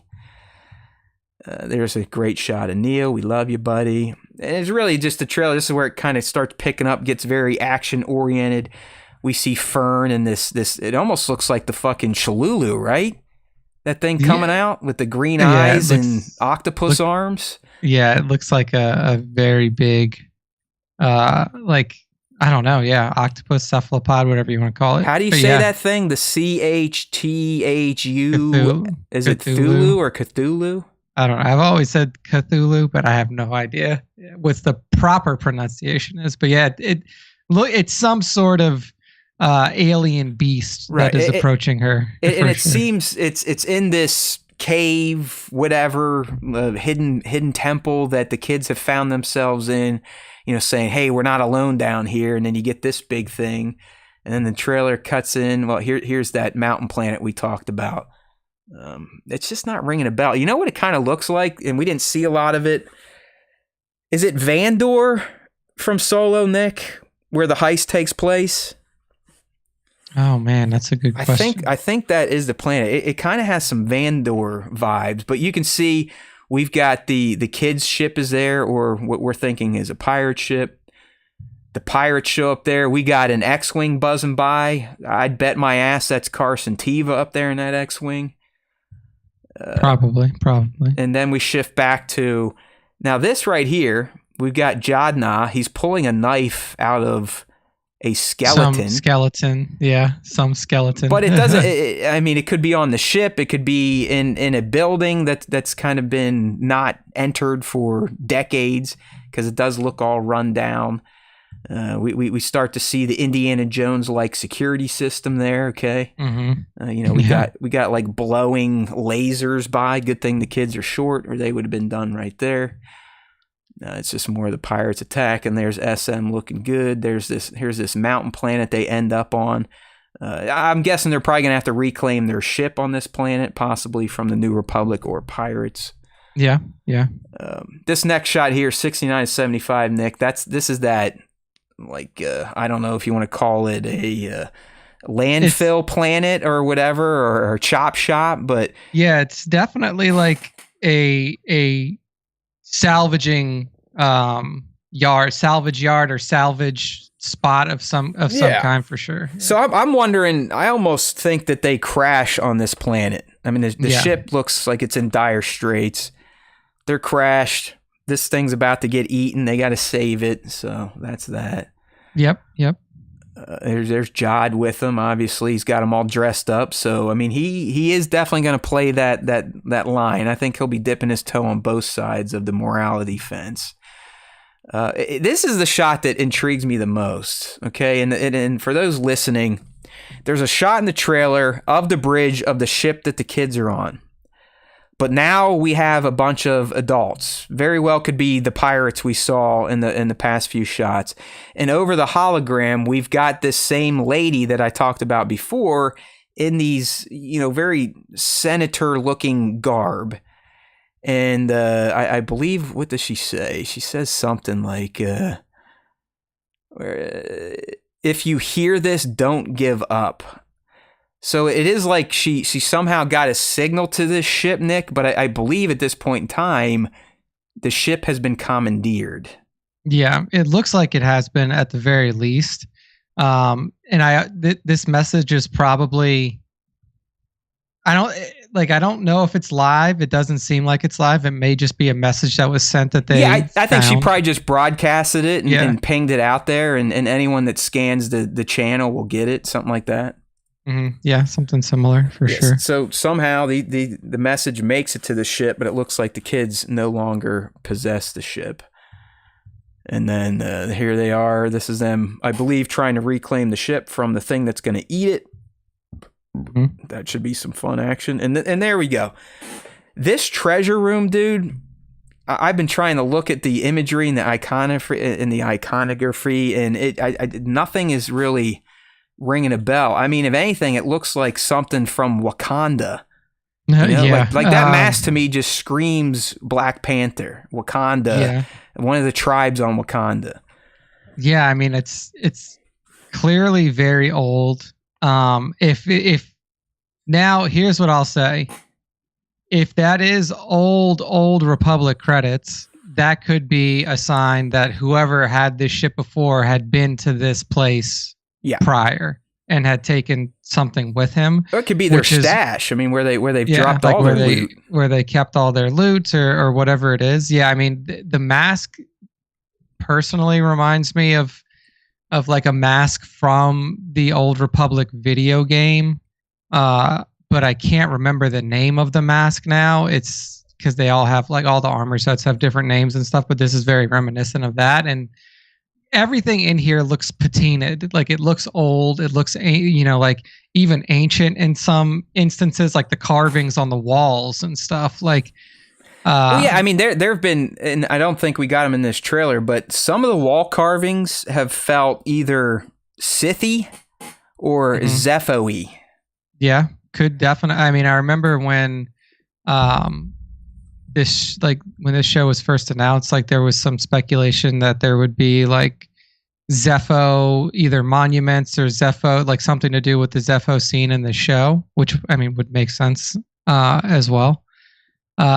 But yeah, like I wonder if they're kind of using this to lead into an introduction of an ancient civilization, or like, you know, really dive into, I guess, more of like the history of the galaxy in a way, unlike what we've done in the past, where you've kind of always stayed in the present time that you're in, and you've never really looked back at history in Star Wars. You've always kind of lived in the moment. But it would be interesting if they use this to kind of like talk about like ancient lost civilizations like the Zepho or others. And to build on that, Nick, I want to kind of pick your speculative brain. This, to me, it feels more like a loot room than an organized, put together shrine of some sort. It does feel like people just, whoever had access to this room after a raid, they'd come back and just fucking dump their shit, right? Yeah. It doesn't necessarily feel themed or organized or designed at IKEA. Yeah. I mean, the other possibility is that this is like an offering chamber. Okay. Because, you know, like in ancient, you know, human civilizations, they would have rooms like this where it's like, okay, you know, here's the shrine and here's like the centerpiece is your god or whatever you're worshiping. In this case, it's the big mask. And then people would just come in and leave what they have as an offering to the gods, which is why you see some like, yeah, there's definitely some gold and stuff in there, but there's also fucking candlestick holders, there's chairs, there's it just feels like your prototypical pirate loot stash. Yeah, you know what I mean? Yeah, definitely could be that too. My follow-up question is, clearly we know why the pirates are interested in finding this and getting information and getting there. Mm-hmm. What do you think Jad Na's ultimate motivation is? Do you think there is a legend or some lore that he knows about this loot chest or this room, this treasure room that could either hold some ancient Jedi secrets or Sith secrets or just Force user secrets? Yeah, I mean, assuredly there are artifacts that are, you know, that he's probably looking for, especially being somebody that we assume is a former Jedi at the very least. We know he's a Force user. So relics, anything like that would make the most sense for his interests. And given the state of the room and given like some of the very old things that we see in here, it's probably not far off that he would be able to find what he's looking for. Yeah, here. okay. Yeah, I do believe outside the kids, every player in the series is going to have their own motivation for finding this room. And quite frankly, we could potentially argue that maybe the kids also think that this room will unlock their way home. Or maybe Jad Na has told them that, like, hey, if we do make it to this secret legendary pirate treasure, we will figure out this ship once and for all and how to return you to your origin coordinates, something like that. Yeah, because I mean, the ultimate question here is like, okay, if you're these kids and you have somehow found your way away from your home planet on this ship, one, obviously they're very young. Neil seems to have some sort of ability to pilot this ship. Do you not know the name of your own home planet, and can you not find it on is it not available in the Navicomputer? Nick, I'm glad you brought it up because I was just thinking the same thing. Like, wait, these fucking kids at least know where they live. They can just punch it in. But we could argue because this ship is older, maybe it doesn't even have that type of Navicomputer. Yeah, it may not. Like, it may not have the ability to like search through system, or it may not be updated. Like, who knows how old this ship is and what the Navicomputer has in it. So essentially, they're being drug around the galaxy either by the will of whatever the Navicomputer is doing, or by Jad Na himself piloting them towards specific destinations with the promise of like, oh, well, once we get here, then we'll go home, or once we get here, then we'll go home. That's right. And he keeps stringing them along to get ultimately what he wants. And yeah, because for some reason, these kids just can't get back home. Like, and it's probably because the ship is too old and the Navicomputer doesn't have I hope location. Because if it's something like, yo, we live on Ryloth, and he's like, well, shit, we can't find that. It'd be like, no, please explain it to us. Maybe, dude, it could be it ran out of fucking coaxium or something. Maybe it doesn't even have the fuel to make jumps anymore, and that's why they're figuring this shit out. But it's got to be explained why these kids can't just go, oh yeah, hey, well, just drop us off back on Tatooine, thanks. Yeah, it's like, hey, we fucked up, but hey, we, just here's our address. Like every kid is supposed to know their address, right? If you get lost, you know your address. Exactly, like kindergarten stuff. Yeah, like that's some pretty, early childhood stuff. So I would imagine that there is something that prevents them from using the ship to go back home. Yeah, and the last shot of the trailer, we see that they all do make it to this room. I mean, Jod's in the back. This could be when he potentially springs his little trap or trick. But they've made it. Pirates are more than likely hot on their trail. They're coming to this room to find something, and we believe that something is probably different for every group. The kids, it's probably something that they've been told is going to get them home. That could be a lie or could be true. For Jadna, it's more than likely something from his past or something that he has known about and has been seeking for years. And for the pirates, well, it's just fucking loot, and that's what they do. So I'm digging it. I mean, we talked about this before. It kind of sucks that Nick kind of has gone through it. I'm feeling a bit where it's hard to really get as excited as I used to for new Star Wars. I mean, it'd almost be like Christmas, and I'd feel that level of nervous excitement, and night of, it'd be hard to sleep. I'm not feeling that for Skeleton Crew, but I really haven't felt that for a minute, so I'm not going to blame that on any of the trailers. I do dig this kind of new spin on a Star Wars story.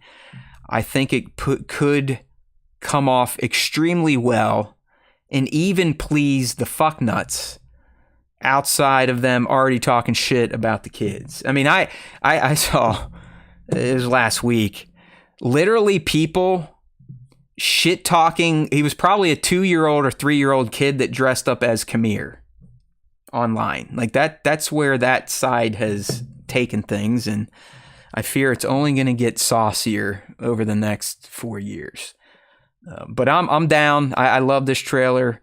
I think this is going to be a fun little Star Wars experiment, and one that might actually be able to bridge that gap that the Acolyte couldn't quite cover with the nut jobs out there. So 12/3 double premiere drop. Nick and I will at least cover the first 4 episodes, but I have made the call. Maybe New Year's I might do some solo shit, but I don't see I think I'm going to tap out for episodes 5 and 6. We'll come back and continue 7 and 8. It's going to be tough. May the force be with me there, but I can't do it. Fuck it. It's not worth it. I'm growing, people. A year of therapy now. It's helping. I might finally be able to just say no to myself when it comes to, no, you got to make content for 20 people. All right, my man, it's about that time to transition over into the fan segment. We do it every show right here at the end. To get involved, you have 2 avenues. You can participate in our question of the week. We post it to Instagram at StarWarsTime.show. We've got our Discord, which is open. Just check out the description of this video to join. YouTube, all the fun stuff. You just got to be following, turn on notifications, and get your answer in. And then after that, if you've got a little flair for the arts, you could even be a fecal sculpture type of person. If it's Star Wars related, we want you to use our hashtag on Instagram, Star Wars Time Show. But more importantly, for young Nick to choose the winner of the top 5 that we will bless and honor on the Star Wars Time Show, you need to do ad tag at StarWarsTime.show. All right, let me get the screen switched up here. See your browser. Hello, Slack. It's a light question of the week, which is good because I decided to go for the double whammy today.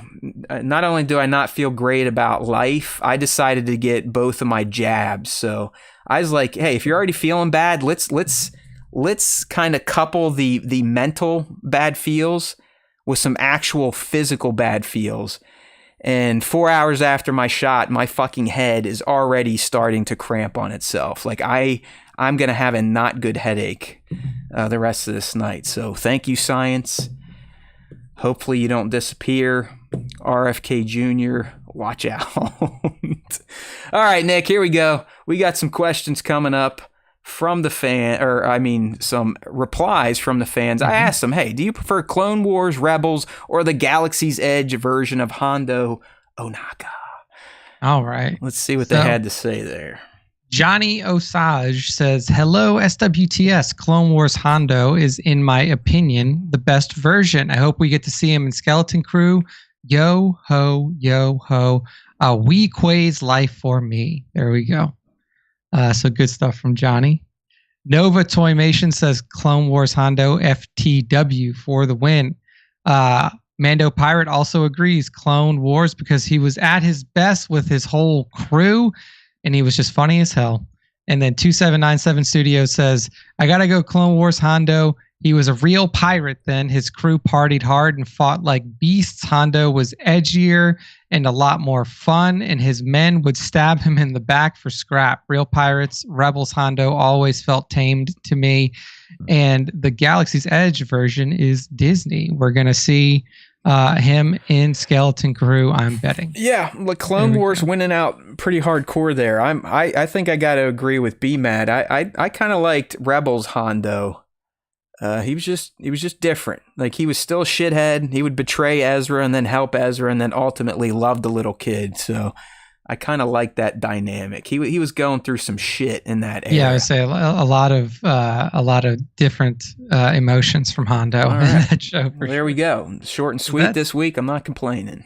That's right. All right. Next up, we have the top 5. Like Matt said, to get involved, make sure to tag at StarWarsTime.show on Instagram for all your Star Wars posts. That's how you get into our feed, and that is how you make the top 5. All right. Boom. To kick off this week, we have 1/6 Lovers, and 1/6 Lovers gives us a bunch of angles of this brand new Palpatine figure here. Is this a new one, or is this just an old? Yeah, Bat earlier was like, "Oh, dude, you got to get it. Don't worry, Bat. It's on pre-order. I just got to get through the payments. He's coming." I agree with you. I especially now that we're going to have Clone Wars Maul and Clone Wars or Savage with this pairing. That's going to make a great looking shelf. So yeah, Nick, this is Sheev in his Clone Wars form when he goes to fight the dudes. Yes, indeed. You can tell by the lightsaber, the cloak, everything. It's a clean looking figure, and 1/6 Lovers got some clean looking shots. Look at that fucking facial expression. Like, he just looks like a guy that could take over the galaxy. Indeed, he does. Or indeed, he like does. Chester the Molester. All right, that's 1/6 _lovers on Instagram. Next up, we got Just Tebow. So I don't know if they're just a huge fan of Tebow the Ewok. I think they are from their profile picture. But Just Tebow gives us. I love the setup here. It's a very standard Imperial shot where you got the big man in front, Vader with his lightsaber ignited, standing in his standard imposing type of stance, and then flanked off to the side, you have 3 stormtroopers on one side and 3 on another, making an awesome little V formation, clearly standing in the hull of some sort of Imperial vessel. Just a really good, I guess you would say, villain shot here from Tebow, Just Tebow. Yeah, and I need to do some investigative work here, Nick, but I think Just Tebow is either related to Star Wars Rick or is another personality of Star Wars Rick, because the style is the same, and I saw Star Wars Rick doing a lot of sharing of Just Tebow, so maybe they're trying to kick off a second account, but either way, I'm with you, man. That's my guy, even though we shit on him a month ago in his in our special topic segment of who could beat Vader, and we found 15 people and pretty much decided anyone could beat Vader. So there you go. But no, he looks good with his boys in white. This is Just Tebow on Instagram. That's right. Next up, we have Dank Ferric Toys, and Dank Ferric Toys has given us a mashup between 2 of our favorite properties. That is Lord of the Rings and Star Wars, and that is through Ahsoka the White. That's right. And you can see that not only is she Ahsoka the White in her garb, but she's also got the staff. She has Gandalf's staff, lit as it was on the battlefield of the Pelennor Fields. She's also got her lightsaber there. Epic pose. You can see the mountains of Mordor in the background and standing on the parapets of Minas Tirith. It's just an awesome combo shot here. It just fits so well for this character. I mean, I think that, before the Ahsoka series came out, there may have even been a comparison drawn by Dave Filoni himself between Ahsoka the White and Gandalf the White. So good little mashup here from Dank Ferric Toys. I like this. We got a who could beat Vader discussion going on in the chat. B-Mad said I could beat Vader, and then Bat said I could beat Vader, and then B-Mad said Matt Lou could definitely beat Vader, and definitely I agree on both counts. Yeah, I mean she's a good looking figure. I believe this is the Black Series Ahsoka the White. I'm waiting on my Hot Toys Ahsoka the White, and the Ahsoka series seems to be shipping out. So if you're a Hot Toys collector and you had all those bad boys pre-ordered a year ago this time, they're starting to come through. And yeah, I mean, I love this lady. She's both wise, charming, and dare I say, sexy. Okay, thank you. I said it. There you go. All right, next up we have Mr. Stormtrooper Davis. I love these fucking zombie troopers, man. Yeah, this is again going back to the Ahsoka series, and it was the perfect Halloween shot for the time. So we see the zombie stormtroopers from the Ahsoka series lumbering their way down a smoky and dim lit hallway that is probably the temple area that we saw from the Ahsoka series on Peridia. Look, Thrawn even decorated with pumpkins. Yeah, he's got some little pumpkins out there. He celebrates the Halloween holiday even in a different galaxy. But I mean, it's great here. The weathering on these figures is awesome. The little green dots in the eyes for all of them definitely match what you saw on the show. And then obviously the posing and the posing is masterful. Great. The posing is masterful. I mean, to get these little dickheads to look like zombies and they're plastic figures, that's pretty damn impressive by Mr. Stormtrooper Davis, who is really, I mean, their account, we followed them since day one. Their account's now double digits, thousands. So yeah, 10,000 plus. Kudos. I remember those days, Nick, when we had an active and big Instagram account, but never to be again. that was taken out by the man. That was a time. And then to close out the top 5 this week, we have Mando mugshots with another Ahsoka shot from the Ahsoka series, this time recreating the World Between Worlds episode between her and Anakin. We see the older Ahsoka whipping both of her white blades, standing on the light bridge of the World Between Worlds, and in the very, very foreground, you can see the red lightsaber of Lord Vader ignited as she gets down or gets ready to show down against her former master. I mean, I think the depiction of the World Between Worlds in the background and like this whole shot is amazing from Mando mugshots. The posing is fantastic, and I love the use of the extreme foreground here to show that red lightsaber. I kind of wish mugshots was still in here. I know it gets late across the pond, so they might be passed out, because I am curious how the World Between Worlds effect was pulled off. I know that Mando is an expert at the Digirama, but how are we getting that projected down by her feet unless, there's plexiglass and we're shooting up through there? I don't know how they did it. I don't give a shit. It looks great. Great scene recreation. Kudos to Mando_mugshots on that IG. Oh, there you go. Mando, how do we do this? How do we shoot the background if you could? And I'll read it to the audio only audience if you don't mind sharing your trick, Mando mugshots. League's thinking it might be a mirror. We'll see. iMac background. Look at that. Damn, that's impressive. That is impressive. Well, we've always said here that I believe Mando mugshots is one of the best Digirama shooters out there. Oh yeah. And I still don't know if Mando even uses a real camera. I believe they started as a smartphone photographer. But yeah, it doesn't matter. As you can see, it doesn't matter. The device does not matter. It's the person behind the device, their mind, their ability to think creatively, use tools like Photoshop, like Mugshots is saying here. So dig this shot from Mando_Mugshots on the Instagram. That is right. And that's it, people. That's the end of the top 5, and that's the end of our show for this week. So Matt, go ahead. I feel like my eyeball is going to explode. God damn it, man. Vaccines really are harmful. Why the fuck did I take it? God damn it. Please outlaw them. Fuck. I am going to feel like shit. I know it. I got lucky last year. Moderna didn't hurt me for the first time, but this new one, oh my God. My brain literally feels like it is pulling from my skull as we talk. Yay me. But like I said, I am a glutton for punishment, and I really wanted to feel like shit today. So I brought in the physical pain in addition to the soul pain. Yeah! Yeah! That's right. Throw me those fucking trophies. Let's do this! Another show done, my friends. Appreciate you. Thanks for helping me limp along while we waited on young Nick to come in here and save the day. I think that might have added to my brain feeling like it wants to crawl out of my ears, but I appreciate you all. Hopefully I'm alive by this time next week. I don't think the Dubious Maximus is even going to help. That's just going to add more pressure to what I'm feeling beating in my head. So we'll see.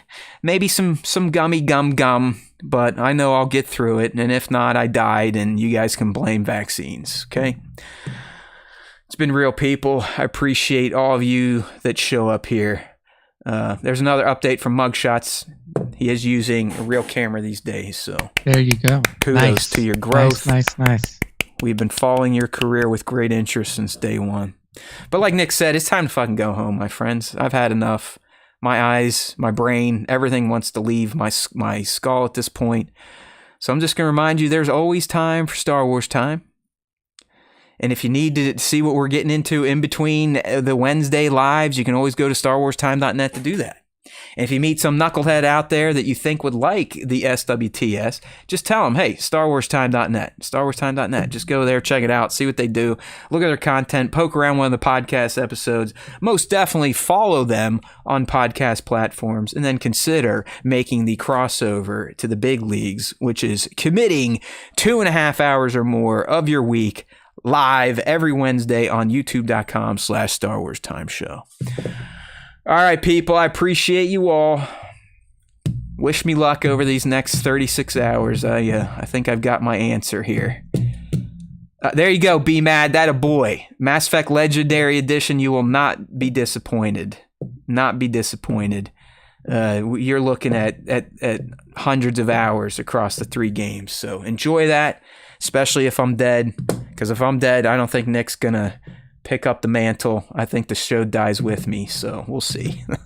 All right, StarWarsTime.net, people. Follow those socials. That's how you'll find out if I'm dead or not. Discord down in the description of this video. And please consider becoming a member if you have not done so yet. We love you, but we love your money even more. All right, people. If you listen to the Star Wars Time Show, the Force will be with you always.